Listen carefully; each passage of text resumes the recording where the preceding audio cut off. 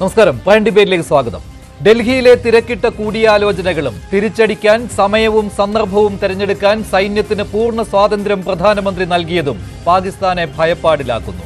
24 മുതൽ 36 മണിക്കൂറിനുള്ളിൽ ഇന്ത്യയിൽ നിന്നുള്ള സൈനിക നീക്കം ഉണ്ടാകുമെന്ന് രഹസ്യാന്വേഷണ വിവരം കിട്ടിയെന്ന് പാകിസ്ഥാൻ വാർത്താവിനിമയ മന്ത്രി തന്നെ സമ്മതിച്ചു. അതിനിർണായക സമയത്ത് മോദി ഇന്ത്യയിൽ തുടരും. റഷ്യയുടെ വിക്ടറി ഡേ പരേഡിൽ പങ്കെടുക്കാൻ നേരത്തെ തീരുമാനിച്ച മോസ്കോ യാത്ര പ്രധാനമന്ത്രി വേണ്ടെന്ന് വെച്ചു. ഇന്ത്യ പാക് സംഘർഷം രൂക്ഷമാകാതിരിക്കാൻ മധ്യസ്ഥനായി ഇടപെട്ട അന്റോണിയോ ഗുട്ടറസിനോട് നന്ദി പറഞ്ഞ ഇന്ത്യൻ വിദേശകാര്യമന്ത്രി എസ് ജയശങ്കർ ഭീകരതയ്ക്കെതിരെ ഇന്ത്യ ഒരു തീരുമാനമെടുത്തിട്ടുണ്ടെന്ന് പറഞ്ഞതിൽ എല്ലാമുണ്ട്. അത് അതിർത്തി കടന്നുള്ള ഭീകരതയുടെ അടിവേരിളക്കുമെന്നാണ്.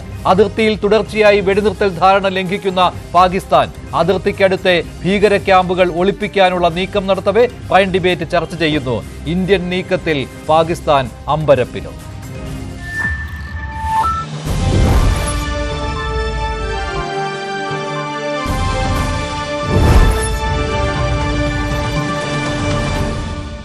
പ്രൈം ഡിബേറ്റിൽ ശ്രീ മേജർ രവി, ശ്രീ ശ്രീജിത്ത് പണിക്കർ, ശ്രീ സേനാപതി വേണു, ശ്രീ ഉല്ലാസ് ബാബു എന്നിവരാണ് പങ്കെടുക്കുന്നത്. ആദ്യം ശ്രീ മേജർ രവി, പാകിസ്ഥാനിൽ നിന്ന് ഇന്ന് വന്ന ഏറ്റവും പ്രധാനപ്പെട്ട പ്രസ്താവന എന്ന് പറയുന്നത് 36 മണിക്കൂറിനുള്ളിൽ ഇന്ത്യയിൽ നിന്ന് സൈനിക നീക്കം ഉണ്ടാകും എന്ന് പാകിസ്ഥാന്റെ വാർത്താവിനിമയ മന്ത്രി തന്നെ സമ്മതിച്ചതാണ്. ഭയപ്പാടിലായിട്ടുണ്ടോ പാകിസ്ഥാൻ? ഇങ്ങനെ ഒരു തീരുമാനം ഇതുവരെ ഇന്ത്യ എടുക്കുന്നതിന് മുൻപ് തന്നെ പാകിസ്ഥാൻ ഇക്കാര്യം സമ്മതിച്ചിരിക്കുകയാണല്ലോ. At least I am very happy that അവരുടെ ഇന്റലിജൻസ് കുറച്ച് ഇമ്പ്രൂവ് ആയിട്ടുണ്ടെന്നുള്ളത്. നമ്മുടെ ഇന്ത്യയിൽ നടക്കുന്ന കാര്യങ്ങൾക്ക് ഇത്രയും പെട്ടെന്ന് അവർക്ക് മനസ്സിലാക്കാൻ സാധിക്കുമെങ്കിൽ അവരുടെ ഇന്റലിജൻസ് കുറച്ച് ഇമ്പ്രൂവ് ആയിട്ടുണ്ട്. അതർവൈസ് ഇതുപോലുള്ള അനുമാനങ്ങൾക്കൊന്നും അവര് ജനറലി ഇതെന്താണെന്ന് വെച്ചാൽ ഒരു ഭയപ്പാടിന്റെ റിഫ്ലക്ഷനാണ് ഈ കാണുന്നത്. അതുപോലെ തന്നെ ഇത് പറഞ്ഞ സമയത്ത് തന്നെ മഞ്ജുഷ അവർ അപ്പുറത്തുനിന്ന് വേറൊരു സംഭവം പറഞ്ഞിട്ടുണ്ടായിരുന്നു. We have moved all the long range artillery weapons close to Amritsar, so if this thing happens we'll destroy Amritsar town. അപ്പൊ അതിനകത്ത് again they're all playing this religious sentiments. എന്താ ഈ അമൃത്സർ മാത്രം തകർക്കും എന്ന് പറയുന്നത്? അപ്പൊ എന്ന് വെച്ചാൽ അവിടെയുള്ള ഗോൾഡൻ ടെമ്പിള് ഇങ്ങനെയുള്ള റിലീജിയസ് ആയിട്ടുള്ള സ്ഥലങ്ങളും അത് സർദാർമാരുടെ സ്ഥലമായതുകൊണ്ട് ഇവർ അതിൽ നോക്കിക്കഴിഞ്ഞാൽ ഇവർക്ക് ഏകദേശം they are anticipating the Khalistani forces, which is again an anti-national forces, they will be intruding and they will be supporting them എന്നൊക്കെയുള്ള ഒരു വിചാരങ്ങളൊക്കെയാണത്. അല്ലെങ്കിൽ ഇപ്പം അവരൊരു ആർട്ടിലറി ഗണ്ണ് ഫയർ ചെയ്ത് കഴിഞ്ഞാൽ നമ്മുടെ ഇവിടുത്തെ artillery has already got the list of complete places along the borders. നമ്മുടെ കയ്യിലിരിക്കുന്ന രജിസ്റ്റേർഡ് ആയിട്ടുള്ള ടാർഗറ്റുകൾ എന്ന് പറഞ്ഞു കഴിഞ്ഞാൽ നമുക്ക് വെറും അതിന്റെ ഗ്രിഡ് റെഫറൻസും ഡിഗ്രിയും ഇതെല്ലാം കൂടെ അങ്ങ് ഗണ്ണിലോട്ട് കയറ്റാൻ it takes about 30 to 40 seconds with professional Gunners.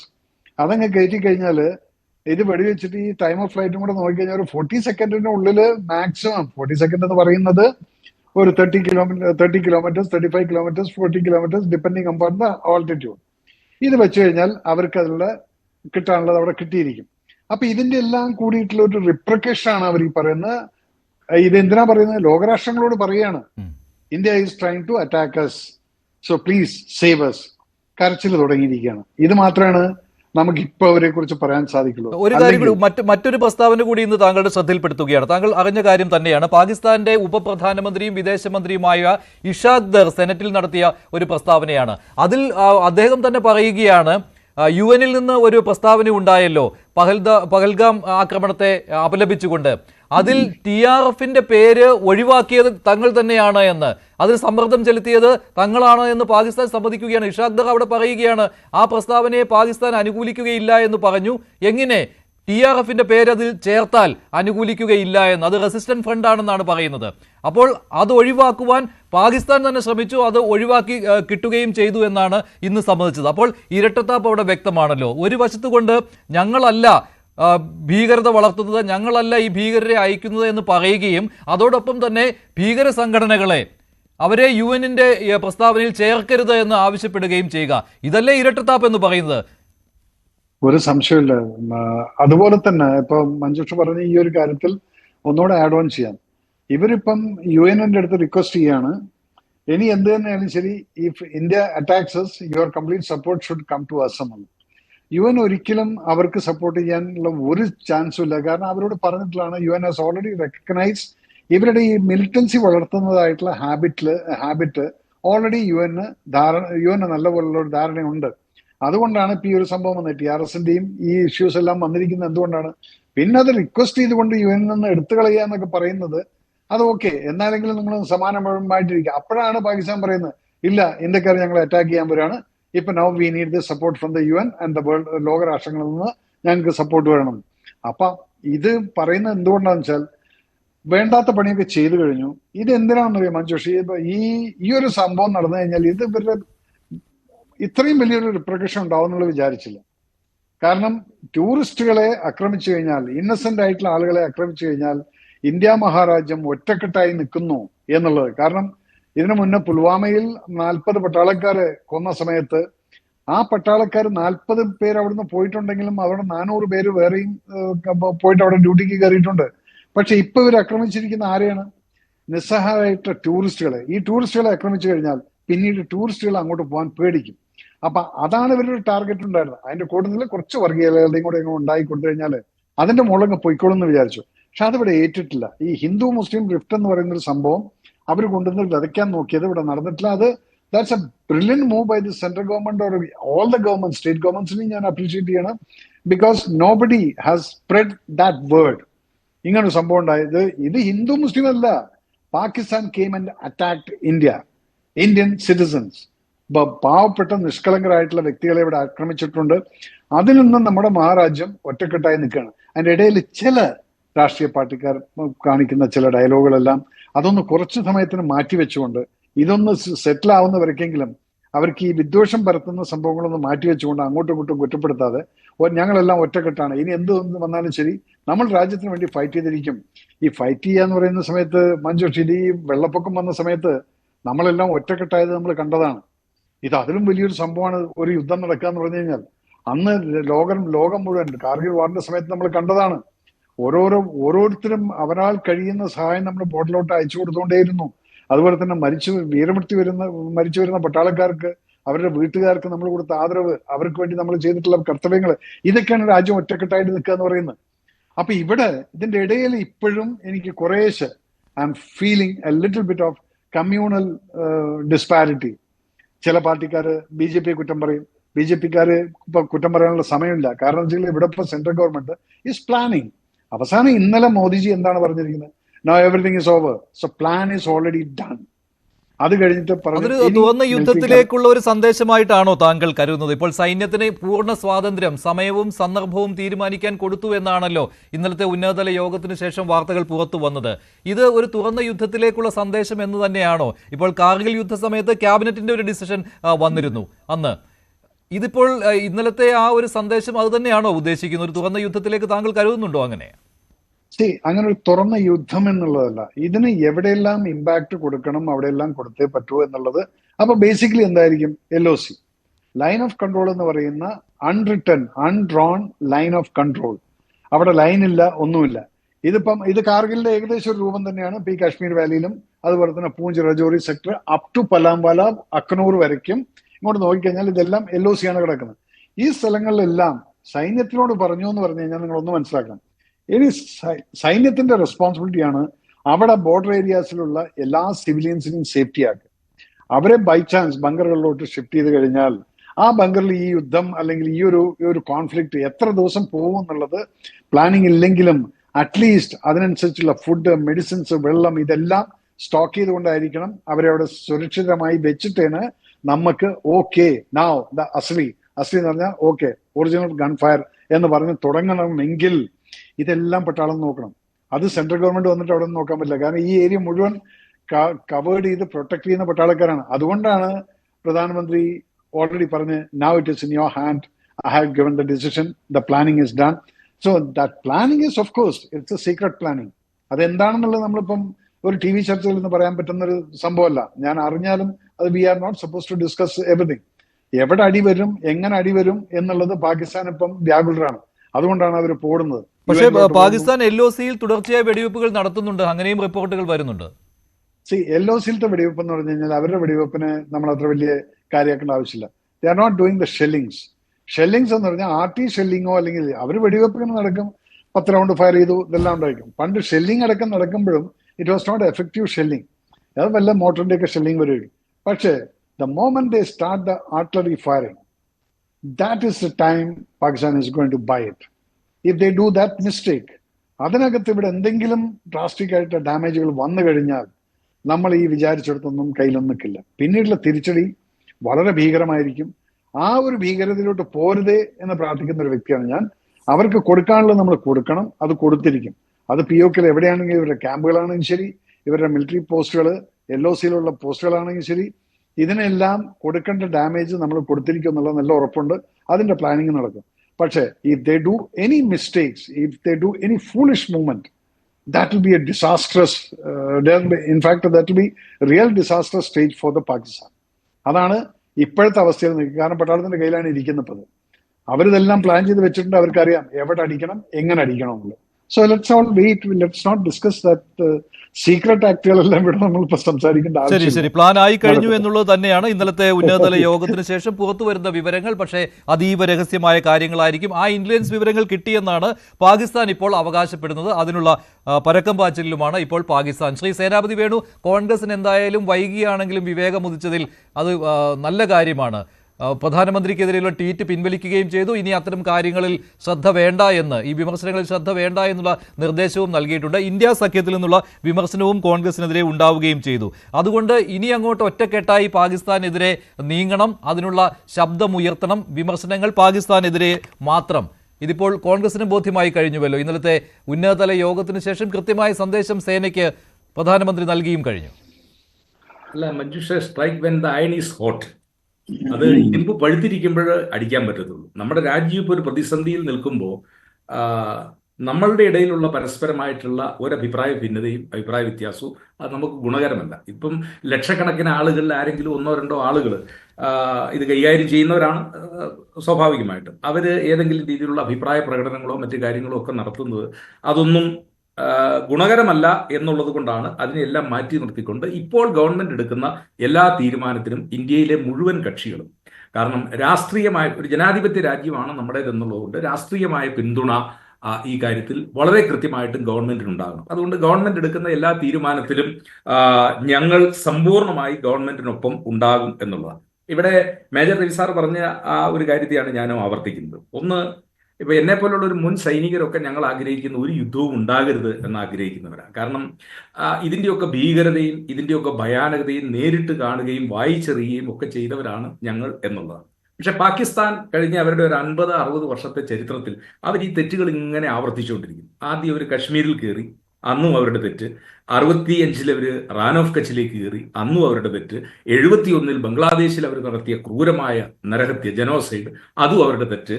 99 അവർ കാർഗിൽ മലനിരകളിലേക്ക് കയറി നമ്മുടെ പ്രദേശം പിടിച്ച്, അതും അവരുടെ തെറ്റ്. 2008 ആയപ്പോഴേക്കും ബോംബെയിൽ ഭീകരാക്രമണം നടത്തി, അതും അവരുടെ ഭാഗത്തു നിന്നുള്ള തെറ്റ്. 2019 ബാലാക്കോട്ടിലെ ആക്രമണം, അതും അവരുടെ തെറ്റ്. വീണ്ടും 2024 ആയപ്പോഴേക്കും ദ സെയിം മിസ്റ്റേക്ക് റിപ്പോർട്ടുണ്ട്. അവർ ആവർത്തിച്ചിരിക്കുകയാണ്. അപ്പോൾ തിരിച്ചടിക്കുകയല്ലാതെ നമ്മുടെ മുമ്പിലുള്ള മാർഗമില്ല. ഇപ്പോൾ അന്റോണിയോ ഗുട്ടറസിന്റെ പ്രസ്താവന വന്നിരിക്കുന്നു. ഇപ്പോൾ UN ഒരു പ്രശ്നം, പണ്ട് നമ്മൾ ഉദാണ്ടിനെ കുറിച്ചും കോഫി അന്നനും ഉദാണ്ടും ഒക്കെ UN സെക്രട്ടറി ജനറൽമാരായിരിക്കുമ്പം അവർക്ക് ലോകത്ത് തന്നെ ഒരു കൺട്രോൾ, അവർക്കൊരു സേ ഉണ്ടായിരുന്നു. ഇപ്പം UN എന്ന് പറയുന്നത് ഒരു കടലാസുപുലിയായി മാറിയിരിക്കുന്ന ഒരു ഘട്ടമായി. അതിൽ ഏറ്റവും പ്രധാനപ്പെട്ട പാകിസ്ഥാന്റെ ഇടപെടലിലൂടെ ആ പ്രസ്താവന തിരുത്തി എന്നുള്ളതാണ്. അത് പാകിസ്ഥാൻ തന്നെ സമ്മതിക്കുകയാണ്. അത് വലിയ ക്രെഡിറ്റ് ആയിട്ട് പാകിസ്ഥാന്റെ ഉപപ്രധാനമന്ത്രിയും വിദേശമന്ത്രിയുമായി ഇഷാഖ് ദർ ഇന്ന് സെനറ്റിൽ അവകാശപ്പെടുകയാണ്. അദ്ദേഹത്തിന്റെ അദ്ദേഹം പറഞ്ഞ വാക്കുകളുണ്ട്, അതൊന്ന് കേൾക്കാം. ഇഷാഖ് ദറിന്റെ പ്രതികരണം പാകിസ്ഥാൻ ഫോറിൻ മിനിസ്റ്ററുടെ. तो US ने एक प्रेस रिलीज इसी सिस्टम के तहत दी. एक उसमें पहलगाम लिखा हुआ था सिर्फ, और दूसरा उसमें ब्लेम डाला गया था द रेजिस्टेंस फोरम. ये वो फोरम है कि जब 2019 में इसको हड़प किया गया, गैर कानूनी, जो कि हम नहीं मानते, वो बिल्कुल इलीगल है, तो उसके नतीजे में जम्मू एंड कश्मीर में एक फोरम बना जिसका नाम है द रेजिस्टेंस फोरम, और उस पे उसको कंडेम किया गया, उसको जिम्मेदार ठहराया गया. उस प्रेस रिलीज में मैंने देखा, मैंने कहा ये एक्सेप्टेबल नहीं है. मैंने कहा यहां हमें एविडेंस दिखाएं कि ये द रेजिस्टेंस फोरम ने, दी TRF ने किया है कि इन्होंने एक मीडिया में चला भी दिया कि उन्होंने ओन कर लिया, वो झूठा था। ഇതാണ് ഇഷാഖ് ദറിന്റെ വാക്കുകൾ. ശ്രീ ഉല്ലാസ് ബാബു, പാകിസ്ഥാന്റെ ഇരട്ടത്താപ്പാണ് അവിടെ വ്യക്തമാകുന്നത്. നേരത്തെ പറഞ്ഞിരുന്നു പാകിസ്ഥാനിന് ഒരു പങ്കാളിത്തവുമില്ല, ഒരു സംഘടനയെയും ഇന്ത്യയിൽ ഭീകരാക്രമണം നടത്തുവാൻ അയച്ചിട്ടില്ല, ഇന്ത്യ തെറ്റായ കാര്യങ്ങളാണ് പറയുന്നത്, ഒന്നിനും തെളിവില്ല എന്ന്. പക്ഷേ TRFന്റെ പേര് UN പ്രസ്താവനയിൽ നിന്ന് മാറ്റാൻ ആവശ്യപ്പെട്ടത് തങ്ങൾ തന്നെയാണെന്ന് പാകിസ്ഥാൻ സമ്മതിക്കുകയാണ്.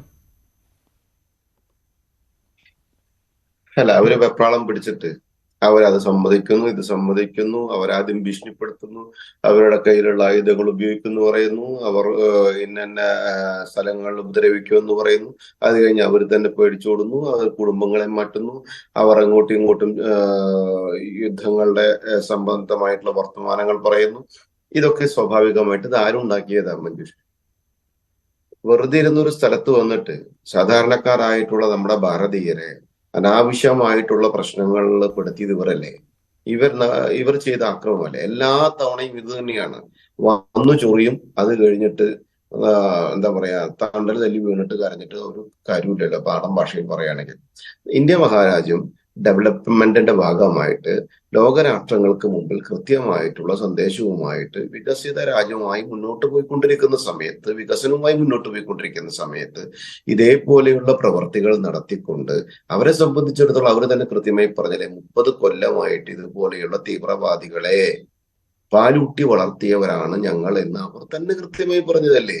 അപ്പൊ സ്വാഭാവികമായിട്ട് അവരെ സംബന്ധിച്ചിടത്തോളം വേറെ ഒന്നിനും ചിന്തയില്ല, ഇത് തന്നെയാണ് ചിന്ത. ലോക രാഷ്ട്രങ്ങൾക്ക് പോലും ഭീഷണിയുള്ള ഒരു തെമ്മാടി രാജ്യം തന്നെയാണ് പാകിസ്ഥാൻ എന്നുള്ള കാര്യത്തിൽ ഒരു സംശയമില്ല. അവരുടെ സൈനിക വൃത്തമായിക്കോട്ടെ, അവിടുത്തെ ഭരണ സംവിധാനമായിക്കോട്ടെ, അവിടുത്തെ ഏത് സംവിധാനമാണ് എങ്കിലും ലോകരാഷ്ട്രങ്ങൾക്ക് വലിയ ദോഷമാണ് ഇവന്മാര്. അപ്പൊ അതുകൊണ്ട് തന്നെ ഇന്ത്യ മഹാരാജ്യത്തെ സംബന്ധിച്ചിടത്തോളം അങ്ങനെ ഒരു പ്രയാസം ഉണ്ടായാൽ അതിനെ കൃത്യമായി തന്നെ കൈകാര്യം ചെയ്യാനുള്ള ശക്തിയും ഇന്ത്യക്കുണ്ട്, അതനുസരിച്ചുള്ള ഭരണ നേതൃത്വവും ഇന്ത്യക്കുണ്ട്. പിന്നെ അതിനകത്ത് നേരത്തെ പറഞ്ഞ പോലെ സേനാപതി വേണു, അദ്ദേഹം വളരെ ബഹുമാനിക്കുന്നു അദ്ദേഹത്തെ. അദ്ദേഹം ഇന്നുവരെ ശേഷമുള്ള ഈ വിഷയത്തിന് ശേഷമുള്ള ചർച്ചകളിൽ ഒരു കാരണവശാലും സർക്കാരിനെതിരായിട്ട് നിന്നിട്ടില്ല. ഭാരതത്തിന്റെ വന്നിട്ടുള്ള പ്രയാസത്തെ അനുകൂലിച്ച് സംസാരിച്ചിട്ടുള്ളൂ. ബഹുമാനിക്കുന്നു അദ്ദേഹത്തെ. പക്ഷെ അദ്ദേഹത്തിന്റെ രാഷ്ട്രീയ പാർട്ടിയിൽപ്പെട്ട വിവിധ ആളുകൾ, അത് ഒരു ലക്ഷക്കണക്കിന് ആളുകളിൽ 1-2 ആളുകളൊന്നുമല്ല. സീതാറാമയ്യ 1-2 ആളിൽ പെടുന്ന ആളല്ല. കർണാടക മന്ത്രി 1-2 ആളിൽ പെടുന്നതല്ല. കർണാടകയിൽ എക്സൈസ് വകുപ്പ് മന്ത്രി 1-2 ആളിൽ പെടുന്നതല്ല. അസാമിൽ MLA 1-2 ആളിൽ പെടുന്നതല്ല. ഇവരുടെ സ്പോക്സ് പേഴ്സൺ 1-2 ആളിൽ പെടുന്നവരല്ല. ഇവര് ട്വീറ്റ് ചെയ്തത് ഇതൊക്കെ പാകിസ്ഥാനെ ഭാരതത്തെ കുറിച്ച് അനാവശ്യം പ്രചരിപ്പിക്കാനും ഇവിടെ വിവിധങ്ങളായിട്ടുള്ള മാറ്റങ്ങൾ പല ഭാഗത്തുനിന്നുണ്ട് അല്ലെങ്കിൽ എതിർചേരികൾ ഉണ്ട് എന്ന് വരുത്താനും ഇവിടത്തെ ട്വീറ്റുകൾ റീട്വീറ്റ് ചെയ്യിക്കാനും ഒക്കെ സാഹചര്യം ഉണ്ടാക്കി കൊടുത്തത് നിങ്ങളുടെ നേതൃത്വമാണ്. അത് ഒരു പക്വമായ നിലപാടായിരുന്നില്ല. ഒരു പാർട്ടിയെ സംബന്ധിച്ചിടത്തോളം ഒരു സർക്കുലർ ഇറക്കിക്കൊണ്ട് അവനവന്റെ പാർട്ടി നേതൃത്വം ഈ നാടിനെതിരായി നിൽക്കരുത്, നാടിന് അനുകൂലമായി നിൽക്കണം, സർക്കാരിനൊപ്പം നിൽക്കണം എന്നൊരു ജനറൽ സെക്രട്ടറിക്ക് പറയേണ്ടി വരിക എന്ന് പറഞ്ഞാൽ ഇതിൽ പരം നാണക്കേടും ഇതിൽ പരം ഒരു രാഷ്ട്രീയ പാപ്പരത്വം വേറൊരു രാഷ്ട്രീയ സംഘടനയ്ക്കും വരാനില്ല.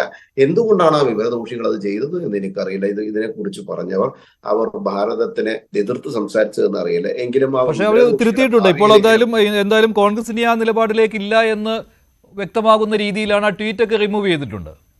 മഞ്ജുഷിന്റെ മുഖത്ത് നോക്കി ഞാൻ കാർക്കിച്ച് തുപ്പിയിട്ട് വെള്ളം ഒഴുകി കഴുകി തന്നിട്ട് വല്ല കാര്യമുണ്ട്?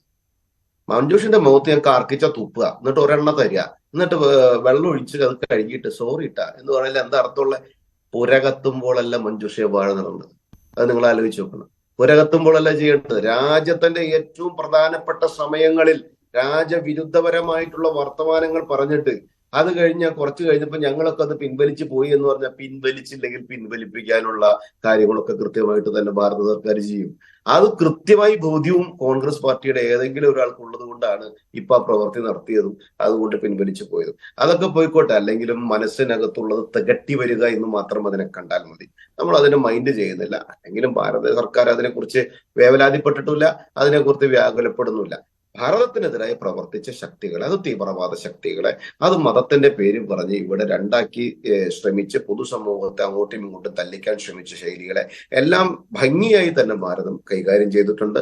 ഭാരതത്തിന്റെ മതേതരത്വ ജനാധിപത്യ മൂല്യങ്ങൾ ഉയർത്തിപ്പിടിക്കുന്ന പൊതുസമൂഹം അടക്കമുള്ള സംവിധാനം ഭരണത്തെ അല്ലെങ്കിൽ ഭാരത സർക്കാരിനെ അനുകൂലിച്ചുകൊണ്ട് തന്നെ മുന്നോട്ട് പോയിട്ടുണ്ട്. സ്വാഭാവികമായിട്ട് ഇനി ഇവിടെ നിന്ന് അങ്ങോട്ടുള്ള എല്ലാ നടപടികൾക്കും ആ ജനം ഭാരത സർക്കാരിന്റെ കൂടെയുണ്ടാവും. സർക്കാർ അതിന് പ്രാപ്തിയുള്ള സർക്കാരാണ്. സർക്കാർ അത് വേണ്ട ശരി ശരി ശ്രീ ഉല്ലാസ് ബാബു. ശ്രീ പണിക്കർ, ഞാൻ നേരത്തെ പറഞ്ഞ പോലെ ഈ റെസിസ്റ്റന്റ് ഫ്രണ്ടിന്റെ പേര് അത് UN-ന്റെ പ്രസ്താവനയിൽ നിന്ന് മാറ്റിച്ചത് ഞങ്ങൾ തന്നെയാണ് എന്ന് പാകിസ്ഥാന്റെ ഉപപ്രധാനമന്ത്രി തന്നെ സമ്മതിച്ച സ്ഥിതിക്ക് ഇപ്പോൾ TRF ആദ്യം ഉത്തരവാദിത്വം ഏറ്റെടുത്തു. പക്ഷെ പിന്നെ TRF പറയുന്നത് ഞങ്ങളുടെ സൈറ്റിൽ നുഴഞ്ഞു കയറി ആ ഉത്തരവാദിത്വം ഏറ്റെടുത്തു എന്നുള്ള പ്രസ്താവന ഇറക്കിയതാണ് എന്നൊക്കെയാണ്. പക്ഷേ ഇന്ത്യക്കത് ബോധ്യമാണ് TRF ആണ് അവിടെ ആക്രമണം നടത്തിയത് എന്നുള്ളത്. അത് ലഷ്കർ ഇ തോയ്ബയുടെ ഉപാന്തര വിഭാഗം തന്നെയാണ്. അതുപോലെ തന്നെ പാകിസ്ഥാന്റെ പിന്തുണയോടുകൂടി തന്നെ പ്രവർത്തിക്കുന്നവരാണ് എന്ന്. ഇപ്പോൾ TRF-നെ പാകിസ്ഥാൻ തന്നെ അനുകൂലിക്കുന്ന സമയത്ത് കാര്യങ്ങൾ കൂടുതൽ വ്യക്തമായി വന്നിരിക്കുകയാണല്ലോ. ഇഷാഖ് ദറിന്റെ രണ്ടാമത്തെ പ്രസ്താവന പൊള്ളത്തരം പൊളിയുകയാണ്. ആദ്യം ഇഷാഖ് ദർ സമ്മതിച്ചിരുന്നു ഭീകരതയെ ഞങ്ങൾ പാലൂട്ടി വളർത്തിയിരുന്നു, അത് അമേരിക്കയ്ക്ക് വേണ്ടിയായിരുന്നുവെന്ന്. ഇപ്പോൾ പറയുന്നു TRF-ന്റെ പേര് ആ പ്രസ്താവനയിൽ നിന്ന് ഒഴിവാക്കിപ്പിച്ചത് ഞങ്ങൾ തന്നെയാണ് എന്ന്. അപ്പോൾ ഇതെല്ലാം കുറ്റസമ്മതമായി മാറുകയാണല്ലോ. ഇതാണല്ലോ തെളിവുകൾ.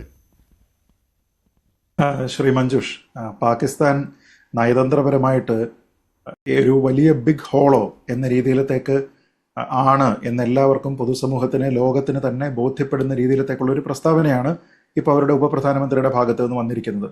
എത്രത്തോളം ആനമണ്ടന്മാരായിട്ടുള്ള ഭരണ നേതൃത്വമാണ് പാകിസ്ഥാൻ ഉള്ളത് എന്നാണ് ഇത് വിശദമാക്കുന്നത്. കാരണം നമ്മൾ ആലോചിച്ച് നോക്കിക്കഴിഞ്ഞാൽ ഈ TRF എന്ന് പറയുന്ന സംഘടന ഇന്ത്യക്കെതിരെ പ്രവർത്തിക്കുന്ന ഭീകരവാദ സംഘടനയാണ്. അതിൻ്റെ സഹസ്ഥാപകനായിട്ടുള്ള ഒരാളിനെ ജമ്മു ആൻഡ് കാശ്മീർ പോലീസാണ് ഒരു ഏറ്റുമുട്ടലിൽ അയാളെ കൊന്നത്. അവരെല്ലാവരും തന്നെ ഇന്ത്യക്കെതിരായിട്ടുള്ള ഭീകരവാദ പ്രവർത്തനത്തിനെ ഒരു അജണ്ടയാക്കി നടത്തുന്ന ഒരു സംഘടനയാണ്.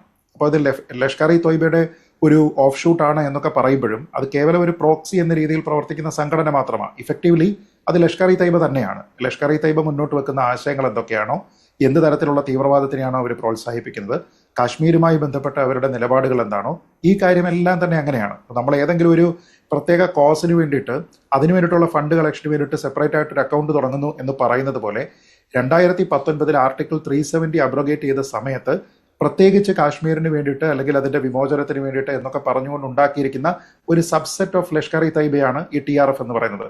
അപ്പോൾ അതൊരു കേവല പ്രോക്സി സ്വഭാവം മാത്രമേ ഉള്ളൂ. ഇഫക്റ്റീവ്ലി അത് ലഷ്കർ ഇ തൈബ തന്നെയാണ്. എന്ന് വെച്ചാൽ അവർ ഉണ്ടായിരിക്കുന്നത് തന്നെ കാശ്മീരിനെ സ്വതന്ത്രമാക്കുക എന്ന ഉദ്ദേശത്തിലാണ്. അവരതിനുവേണ്ടി പ്രവർത്തിക്കുന്നത് ഇന്ത്യക്കെതിരാണ്. അതിനു വേണ്ടിയിട്ടുള്ള ഭീകരവാദ പ്രവർത്തനങ്ങൾ നടത്തുന്നു. നേരത്തെ സൂചിപ്പിച്ചതുപോലെ അതിന്റെ സഹസ്ഥാപകൻ അടക്കമുള്ള ആൾക്കാരെ ഇന്ത്യൻ ഗവൺമെന്റാണ് അല്ലെങ്കിൽ നമ്മുടെ സൈന്യവും നമ്മുടെ പോലീസുമാണ് വധിച്ചിട്ടുള്ളത്.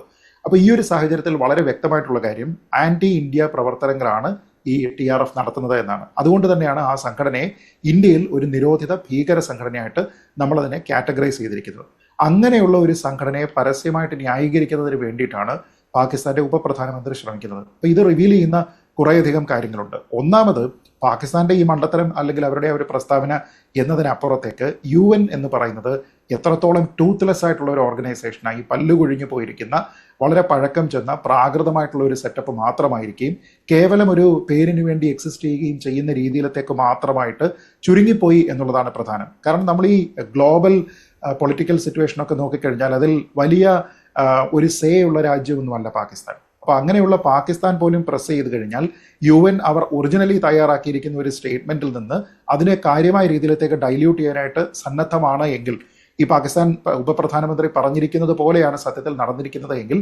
എത്രത്തോളം ഡൈല്യൂട്ടഡ് ആയി പോയിരിക്കുന്ന ഒരു ഓർഗനൈസേഷനാണ്. നേരത്തെ ചർച്ച ചെയ്ത ഒരു വിഷയം എന്ന് പറയുന്നത് ചൈന പാകിസ്ഥാനെ ഇക്കാര്യത്തിൽ സഹായിച്ചു, അങ്ങനെ പാകിസ്ഥാന്റെ പേര് ഒഴിവാക്കി, TRF-ന്റെ പേര് ഒഴിവാക്കി എന്നായിരുന്നുവല്ലോ. ഇപ്പോൾ പാകിസ്ഥാൻ തന്നെ സ്വയം സമ്മതിക്കുകയാണ് ഞങ്ങൾ തന്നെയാണ് അത് ഒഴിവാക്കിപ്പിച്ചതെന്ന്.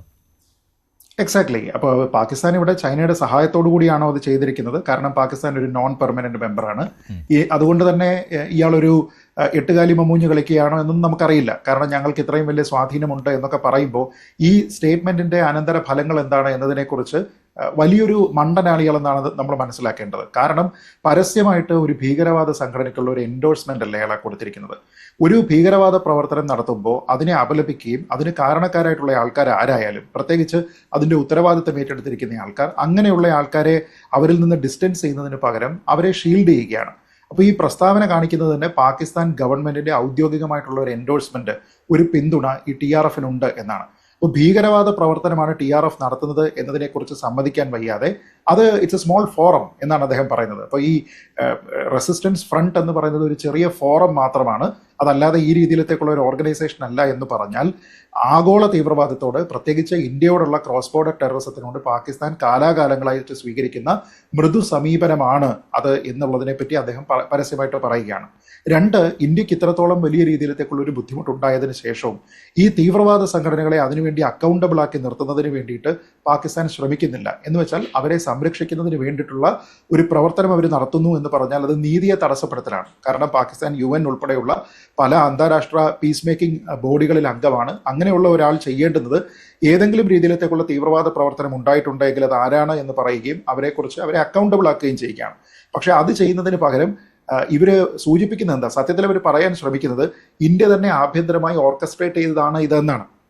അതായത് പാകിസ്ഥാനോ പാകിസ്ഥാനിലുള്ള ഏതെങ്കിലും ഒരു സംഘടനയ്ക്കോ ഇതിൽ യാതൊരു വിധത്തിലുള്ള ഉത്തരവാദിത്വവുമില്ല. ഇവരെല്ലാവരും തന്നെ ഇന്ത്യ വിരുദ്ധമായി പ്രവർത്തിക്കുന്ന ആൾക്കാരല്ല, മറിച്ച് ഇന്ത്യയിൽ തന്നെയുള്ള കാശ്മീർ സ്വതന്ത്രമാണെന്ന് ആഗ്രഹിക്കുന്ന ആൾക്കാരോ ഇന്ത്യൻ ഗവൺമെന്റോ തന്നെ ഓർക്കസ്ട്രേറ്റ് ചെയ്തിരിക്കുന്ന ഒരു ആക്രമണമാണ് ഇത് എന്ന് വാദിക്കാനാണ് അവർ ശ്രമിക്കുന്നത്. അപ്പോൾ അങ്ങനെ ഭീകരവാദ പ്രവർത്തനം നടത്തുന്ന ആൾക്കാരെ പരസ്യമായി എൻഡോഴ്സ് ചെയ്യുകയും അവരെ സംരക്ഷിക്കുകയും ചെയ്യുന്ന ഒരു രാജ്യമാണ് പാകിസ്ഥാൻ എന്നുള്ള അങ്ങേയറ്റം അധമമായിട്ടുള്ള ഒരു സന്ദേശമാണ് അദ്ദേഹത്തിന്റെ ഭാഗത്ത് നിന്ന് വന്നിരിക്കുന്നത്. അപ്പോൾ ഈ ഷീൽഡിംഗ് എന്ന് പറയുന്നത് കേവലം ഒരു രാജ്യം എടുക്കുന്ന അവരുടെ നാട്ടിലുള്ള ഒരു ഓർഗനൈസേഷന് കൊടുക്കുന്ന ഷീൽഡിംഗ് മാത്രമല്ല, അതിനെ UN പോലെയുള്ള ഒരു ഏജൻസിയിൽ പോയി അവിടെ ലോബി ചെയ്തതിന് ശേഷം പാകിസ്ഥാൻ നേരിട്ടോ അല്ലെങ്കിൽ അവരുടെ സഹോദര അല്ലെങ്കിൽ സുഹൃദ് രാജ്യങ്ങളുമായി ചേർന്നിട്ടാണെങ്കിലും ഒരു ഡിപ്ലോമാറ്റിക് ഷീൽഡിംഗ് കൊടുക്കാനാണ് ശ്രമിക്കുക. അപ്പോൾ ഇതൊക്കെ അന്താരാഷ്ട്ര തലത്തിൽ ആൾക്കാർ എങ്ങനെയാണ് അതിനെ കരുതുക? ഇന്ത്യക്കെതിരായിട്ടുള്ള ടെററിസം നടത്തുന്ന ഒരു ഓർഗനൈസേഷനെ ഡിപ്ലോമാറ്റിക്കലി സഹായിക്കുന്ന രീതിയിലത്തേക്കുള്ള ഒരു തീരുമാനമെടുക്കാനായിട്ട് വരുന്നു എന്ന് വെച്ച് കഴിഞ്ഞാൽ അത് അങ്ങേയറ്റം പാകിസ്ഥാന്റെ ഇമേജിന് കോട്ടമാണ് എന്ന് ഒരുപക്ഷെ അദ്ദേഹം മനസ്സിലാക്കുന്നില്ല. അതിനേക്കാൾ കോട്ടം തട്ടുന്ന മറ്റൊരു കാര്യം ഇതേ ആൾ തന്നെ, ഇതേ ഉപപ്രധാനമന്ത്രി ഇഷാഖ് ദർ തന്നെ നേരത്തെ പറഞ്ഞിരുന്നുവല്ലോ, ഭീകരതയെ ഞങ്ങൾ പാലൂട്ടി വളർത്തിയിരുന്നു, അത് അമേരിക്കയ്ക്ക് വേണ്ടിയായിരുന്നുവെന്ന്. അപ്പോൾ അതും ഒരു സമ്മതിക്കൽ തന്നെയായിരുന്നു.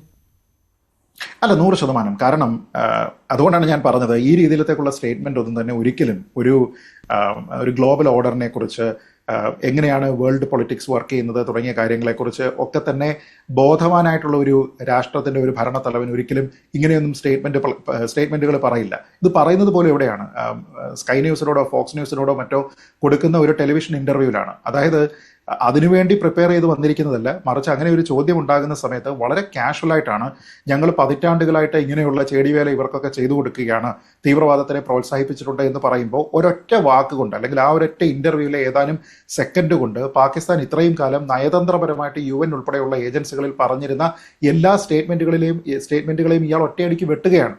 അതായത് ഇതൊരു തീവ്രവാദ രാജ്യമാണ്, തീവ്രവാദത്തിനോട് വളരെ മൃദു സമീപനമാണ്, ഇന്ത്യക്കെതിരായിട്ടുള്ള ഭീകരവാദത്തിനെ പ്രോത്സാഹിപ്പിച്ചിട്ടുണ്ട്. ആഗോളതലത്തിൽ, അതായത് പാകിസ്ഥാന്റെ മണ്ണിൽ പോലുമല്ല, ഒരുപക്ഷെ മറ്റുള്ള സ്ഥലങ്ങളിൽ പോയി മറ്റുള്ള രാജ്യങ്ങളുടെ താല്പര്യത്തിനനുസരിച്ച് ഓർഗനൈസേഷൻസിനെ ബിൽഡ് ചെയ്യുന്നതിനും ഇത്തരത്തിലുള്ള ടെററിസ്റ്റ് ആക്ടിവിറ്റി ചെയ്യുന്നതിനും ഗ്ലോബൽ കൗണ്ടർ ടെററിസം മെഷേഴ്സിനെ മുഴുവനും ദുർബലപ്പെടുത്തുന്നതിനും വേണ്ടിയിട്ട് ഒരു രാജ്യം തന്നെ ശ്രമിച്ചു എന്നുള്ള ഒരു പബ്ലിക് അഡ്മിഷനാണ്.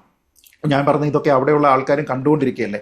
അപ്പോൾ അങ്ങനെയുള്ള ഒരു ജനതയെ പോലും ഈ ഒറ്റുകൊടുക്കുന്ന രീതിയിലത്തേക്ക്, അവരെ തെറ്റുകാരായി ചിത്രീകരിക്കുന്ന രീതിയിലത്തേക്ക്, ഒരുപക്ഷെ അവിടെയുള്ള ജനതയുടെ പൊതു താല്പര്യത്തിന് പോലും വിരുദ്ധമായ രീതിയിലത്തേക്കുള്ള ഒരു സ്റ്റേറ്റ്മെന്റ് ഒക്കെ തന്നെ കൊടുക്കുക എന്ന് പറയുമ്പോൾ ഒരു രാജ്യത്തിന് അവർ ഡിസർവ് ചെയ്യുന്ന ലീഡേഴ്സിനെയാണ് കിട്ടുക എന്ന് നമ്മൾ പറയും. ഒരുപക്ഷെ ആ നാട്ടിലെ ജനങ്ങൾ മുഴുവൻ മണ്ടന്മാരായിരിക്കാം, അവരെ അർഹിച്ചിരിക്കുന്ന ലീഡർഷിപ്പിനെ ആയിരിക്കാം അവർക്ക് കിട്ടിയിരിക്കുന്നത്. അതല്ല എങ്കിൽ ഇത്രത്തോളം അവരെ ബാക്ക് ഫുട്ടിലാക്കുന്ന, ഡിഫൻസിലാക്കുന്ന ഒരു സ്റ്റേറ്റ്മെന്റും ആ രാജ്യത്തിന്റെ ക്രെഡിബിലിറ്റിയെ മൊത്തത്തിൽ അണ്ടർമൈൻ ചെയ്യുന്ന, UN-ന്റെ മൊത്തത്തിലുള്ള ക്രെഡിബിലിറ്റി അണ്ടർമൈൻ ചെയ്യുന്ന ഒരു കണ്ടമേഷൻ സ്റ്റേറ്റ്മെന്റ് ഇറക്കുന്ന സമയത്ത് അതിനെപ്പോലും രാഷ്ട്രീയവൽക്കരിക്കുന്ന രീതിയിലത്തേക്കുള്ള ഇടപെടലുകൾ നടത്തുന്ന, ഓപ്പണായിട്ട് തീവ്രവാദം നടത്തിയിട്ടുണ്ട് എന്ന് രാജ്യം തന്നെ സമ്മതിക്കുമ്പോൾ അങ്ങനെയുള്ള ഒരു പൊസിഷനെ എത്രത്തോളമാണ് അന്താരാഷ്ട്ര സമൂഹം ഏത് രീതിയിലത്തേക്ക്? ശരിയാണ് ശ്രീ പണിക്കർ. ഇഷാഖ് ദർ, പാകിസ്ഥാൻ ഉപപ്രധാനമന്ത്രിയും വിദേശമന്ത്രിയുമാണ് ഇഷാഖ് ദർ ആണ് തുടർച്ചയായിട്ട് ഇത്തരത്തിലുള്ള പ്രഖ്യാപനങ്ങൾ നടത്തിക്കൊണ്ടിരിക്കുന്നത്. ഏറ്റവും ഒടുവിൽ സമ്മതിക്കുകയാണ്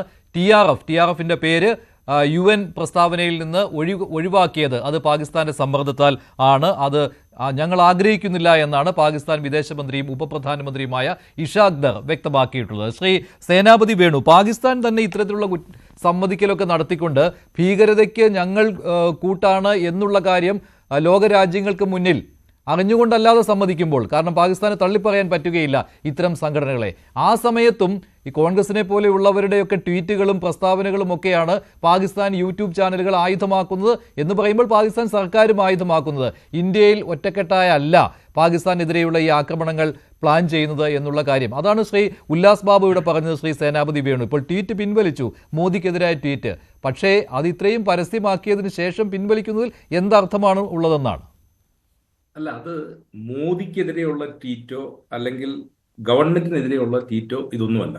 അത് പ്രത്യേക സാഹചര്യത്തിൽ, കാരണം സർവകക്ഷി യോഗം ചേരേണ്ട ഒരു സമയത്ത് അദ്ദേഹം ബീഹാറിലേക്ക് ഒരു പൊളിറ്റിക്കൽ മീറ്റിംഗിന്റെ ഭാഗമായി പോയി എന്നൊരു കാര്യത്തെ വിമർശിച്ചു എന്നതല്ലാതെ അതിനപ്പുറത്തേക്ക് മറ്റൊരു കാര്യവും അതിനകത്ത് കൊടുത്തിട്ടുണ്ട്. ഇന്ത്യ സഖ്യത്തിൽപ്പെട്ട ഫറൂഖ് അബ്ദുള്ള തന്നെ അതിനുള്ള മറുപടിയും നൽകുകയുണ്ടായി.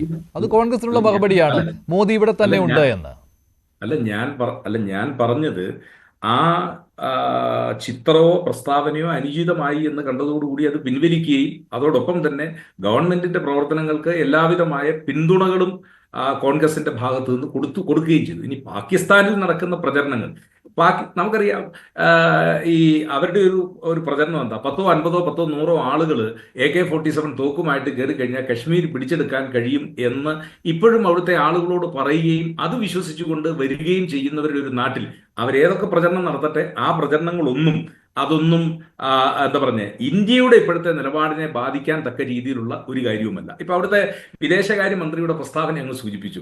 ഈ TRF എന്ന് പറയുന്ന സംഘടന അവിടുത്തെ ലഷ്കർ എ തോബ അവർ മാത്രമല്ലേ കശ്മീരിൽ പ്രവർത്തിച്ചുകൊണ്ടിരുന്ന ഈവൻ ഹൂറിയത്ത് ഉൾപ്പെടെയുള്ള ആളുകൾ, JKLF, ഇവർക്കെല്ലാം ജമ്മു കശ്മീർ ലിബറേഷൻ ഫ്രണ്ട് ഉൾപ്പെടെയുള്ള സംഘങ്ങൾക്കെല്ലാം കാലാകാലങ്ങളിൽ ഇവർ പണം കൊടുക്കുകയും അവർ ഈ വിധ്വംസക പ്രവർത്തനങ്ങളെല്ലാം ഇവിടെ ഇപ്പൊ മേജർ രവി സാറിനെ പോലുള്ള ആളുകൾ ഇവിടെ ഇരിക്കുന്നു, വളരെ കൃത്യമായിട്ട് മിലിറ്ററിയുടെ ഇന്റലിജൻസ് ഇതെല്ലാം കണ്ടെത്തുകയും ആ കാര്യങ്ങളെയൊക്കെ, അതുകൊണ്ടാണല്ലോ കാലാകാലങ്ങളിൽ ഇവർക്കൊക്കെ എതിരെ നിലപാടുകൾ സ്വീകരിക്കുകയും ചെയ്തു. ഇപ്പൊ പാകിസ്ഥാനെ സംബന്ധിച്ചിടത്തോളം അവർക്ക് അവിടെ നിലനിൽക്കണമെങ്കിൽ അവരുടെ ആഭ്യന്തര പ്രശ്നങ്ങൾ ആ പ്രശ്നങ്ങളിൽ നിന്ന് ഒളിച്ചോടണം. ഇപ്പൊ ഏറ്റവും അവസാനം നമ്മൾ കണ്ടു ബലൂചിസ്ഥാനിലേക്കുള്ള എന്താ പറഞ്ഞ പെഷവാറിൽ നിന്ന് കൊറ്റായിലേക്ക് പോകുന്ന ജാഫർ എക്സ്പ്രസ്, അത് ബലൂചിസ്ഥാൻ വിമോചന പോരാളികൾ അവരെന്തുമായിക്കൊള്ളട്ടെ ഒരു ട്രെയിനൊക്കെ പരസ്യമായിട്ട് തടഞ്ഞു നിർത്തി ഡസൻ കണക്കിനോ അല്ലെങ്കിൽ 100-ലധികം ആളുകളെയോ പരസ്യമായിട്ട് വെടിവെച്ച് കൊല്ലുന്ന ഒരു നാട്ടിൽ, ആ നാട്ടിൽ അവര് ഇത്തരം പ്രസ്താവനകളൊക്കെ ഉണ്ടാവുള്ളൂ. എന്നിട്ട് അതിനെല്ലാം അവർ ന്യായീകരിക്കുകയും ചെയ്യുന്നു. പണ്ട് നമ്മൾ കണ്ടതാണ്, പെഷവാറിൽ ഒരു സ്കൂളിൽ കയറി 176 വിദ്യാർത്ഥികളെ, അതിലൊരു കുട്ടി ആ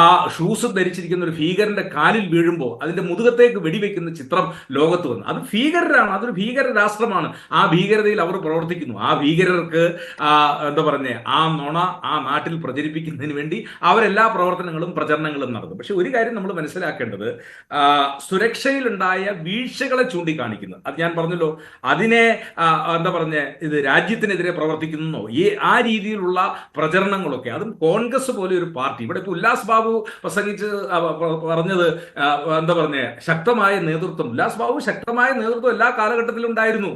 രാജ്യം സ്വാതന്ത്ര്യം പ്രാപിച്ച് വളരെ അടുത്ത് തന്നെയായിരുന്നല്ലോ 48-ൽ ഇവരാദ്യത്തെ യുദ്ധം നടത്തിയത്. അപ്പോഴും ഇവരെ നമ്മൾ തുരത്തി. 65-ൽ നമ്മൾ അത്ര വലിയ സൈനിക ശക്തിയൊന്നുമല്ല, പക്ഷേ അന്ന് ലാൽ ബഹദൂർ ശാസ്ത്രിയുടെ ഒരു വാക്കുണ്ട്, എന്താണ്, ഹത്യാർ കാ ജവാബ് ഹത്യാർ ദേഗ, ആയുധത്തിന്റെ മറുപടി ആയുധം കൊടുക്കും.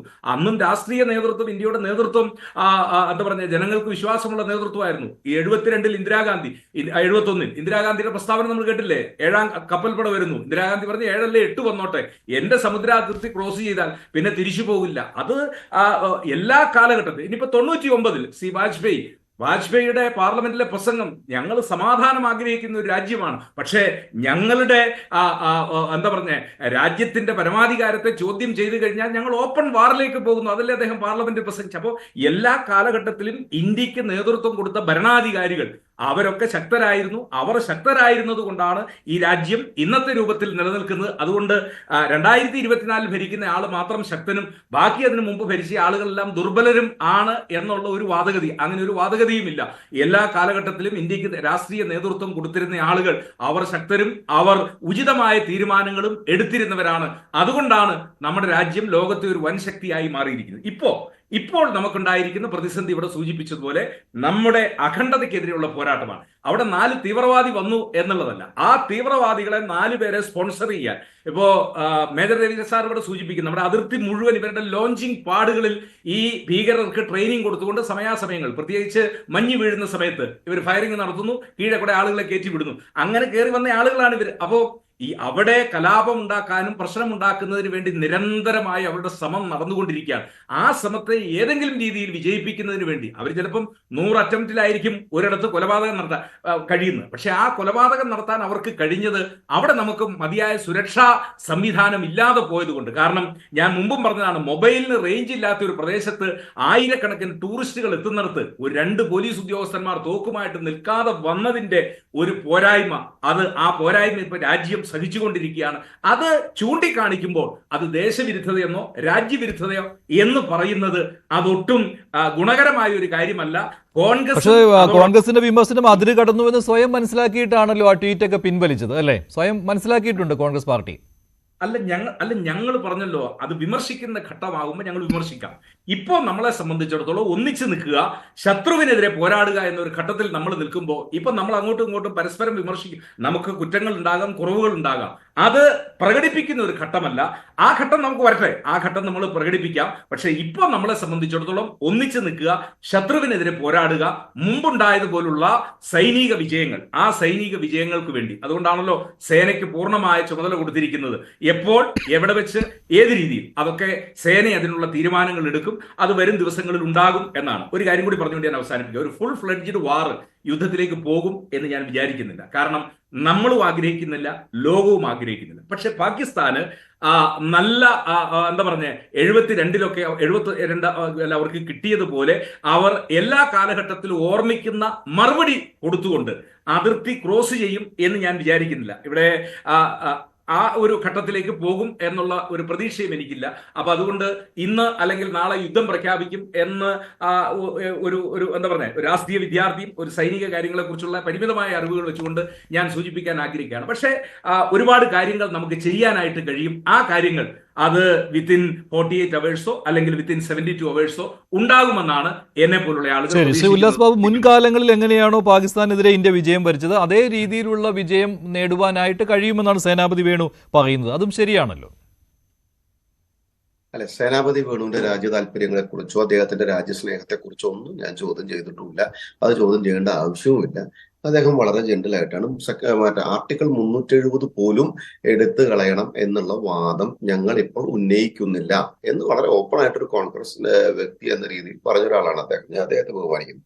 പക്ഷെ അദ്ദേഹം പറഞ്ഞ കാര്യങ്ങളെ ഉൾക്കൊള്ളാൻ നമുക്ക് സാധിക്കില്ല. കാരണം ആർട്ടിക്കിൾ 370 പുനഃസ്ഥാപിക്കണം എന്നുള്ള വാദം ഞങ്ങൾ ഇപ്പോൾ ഉന്നയിക്കുന്നില്ല എന്ന് പറഞ്ഞയാളാണ് സേനാപതി വേണു. അതെ, അത് തന്നെ. അതുകൊണ്ട് തന്നെ അദ്ദേഹം കൃത്യമായിട്ട് പറഞ്ഞല്ലോ, നമ്മുടെ ചർച്ചയിൽ തന്നെയാണ് പറഞ്ഞത്.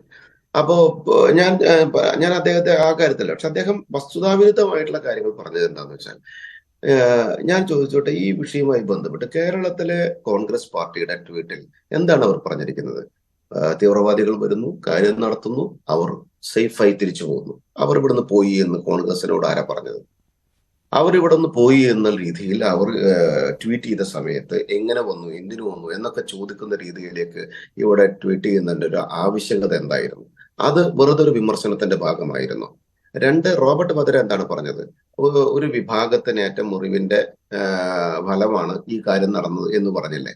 റോബർട്ട് വദ്ര പറഞ്ഞതിന്റെ ചേതോവികാരം എന്തായിരുന്നു? സീതാറാമയ്യ എന്താ പറഞ്ഞത്? ഞങ്ങൾക്ക് പാകിസ്ഥാൻ അയൽ രാജ്യമാണ്, അതുകൊണ്ട് തന്നെ ഞങ്ങൾക്ക് അയൽ രാജ്യമായിട്ടേ കണക്കാക്കാൻ സാധിക്കൂ എന്ന് പറഞ്ഞതിന്റെ അടിസ്ഥാനം എന്താണ്? തിമ്മപ്പൂർ എന്ന് പറയപ്പെടുന്ന ഇവരുടെ മന്ത്രി, കർണാടക മന്ത്രി, മറ്റൊരു മന്ത്രി എന്താ പറഞ്ഞത്? അത് മനോനില ആണ് പ്രശ്നം. അതായത് വെടിയേറ്റ് മരിച്ചവരുടെ ഭാര്യമാരുടെ മനോനിലയാണ് പ്രശ്നം.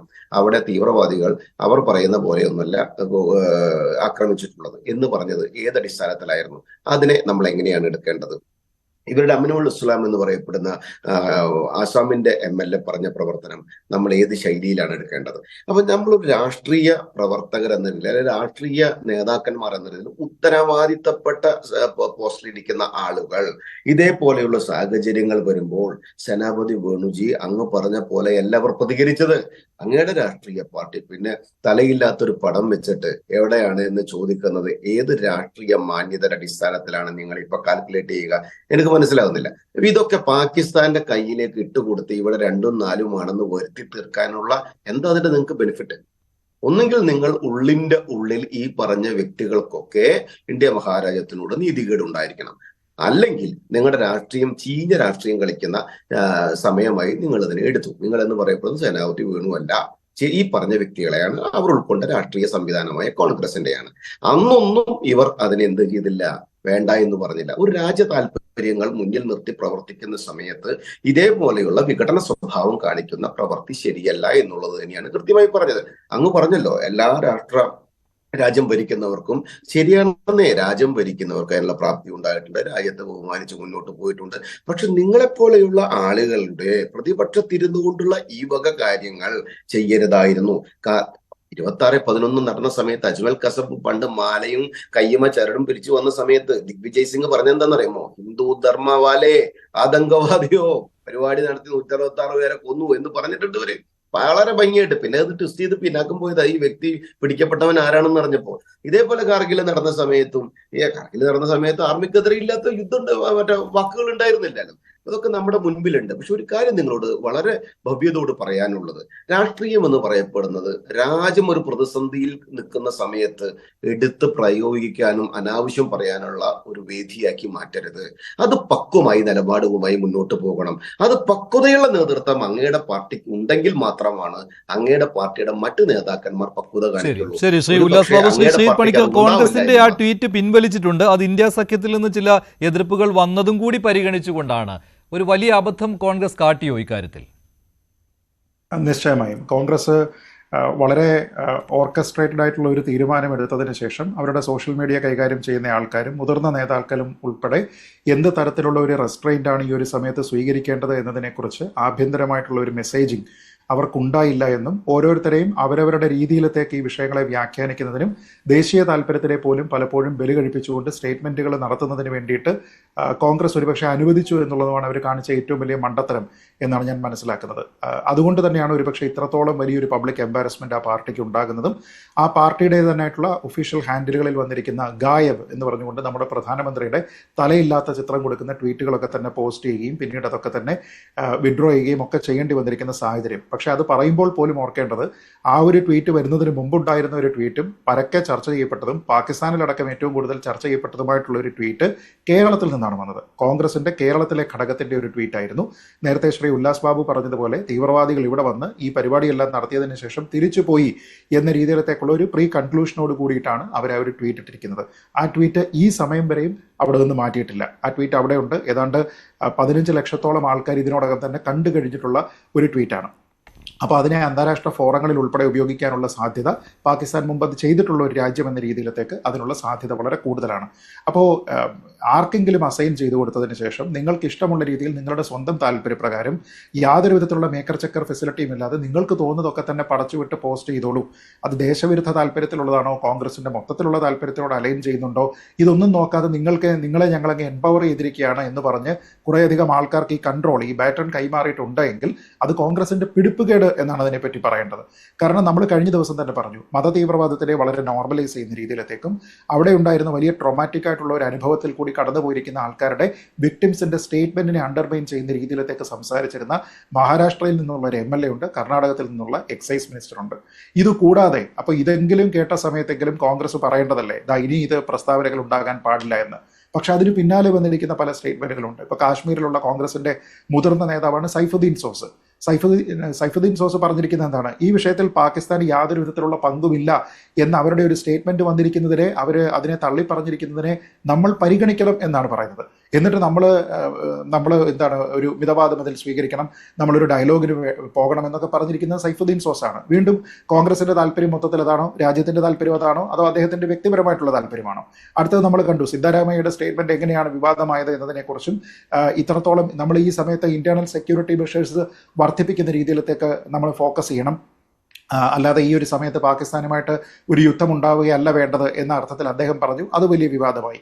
അപ്പോൾ ഇതിനോടൊപ്പം തന്നെയാണ് മറ്റു പല നേതാക്കന്മാരുടെ, വലുതും ചെറുതുമായിട്ടുള്ള നേതാക്കന്മാരുടെ, കോൺഗ്രസ് പാർട്ടിയുടെ തന്നെ പിന്നെ നേരത്തെ പറഞ്ഞതുപോലെ പല വിവാദമായിട്ടുള്ള സോഷ്യൽ മീഡിയ പോസ്റ്റുകൾ ഇതൊക്കെ വരുന്നത്. പക്ഷേ ഇവിടെ ഞാൻ കഴിഞ്ഞ ദിവസവും ചർച്ചയിൽ സൂചിപ്പിച്ചതാണ്, ഇതിനെയൊക്കെ തന്നെ കോൺഗ്രസ് പാർട്ടിയുടെ പൊതു നിലപാട് എന്ന രീതിയിലത്തേക്കല്ല കാണേണ്ടത് എന്നും കോൺഗ്രസ് പാർട്ടിയുടെ നിലപാട് പറയുന്നത് അതിൻ്റെ അധ്യക്ഷനും ലോക്സഭാ പ്രതിപക്ഷ നേതാവുമാണ് എന്ന് പറയുമ്പോഴും ഈ പ്രസ്താവനകൾ നടത്തിയിരിക്കുന്ന ഒരാളിനെയും പേരെടുത്ത് പറഞ്ഞിട്ട് ശാസിക്കുന്നതിനോ അവർ പറഞ്ഞിരിക്കുന്ന കാര്യങ്ങളെ ഞങ്ങൾ എൻഡോഴ്സ് ചെയ്യുന്നില്ല എന്ന് പറയുന്നതിനോ കോൺഗ്രസ് പാർട്ടി തയ്യാറാകുന്നില്ല എന്നുള്ളതാണ്.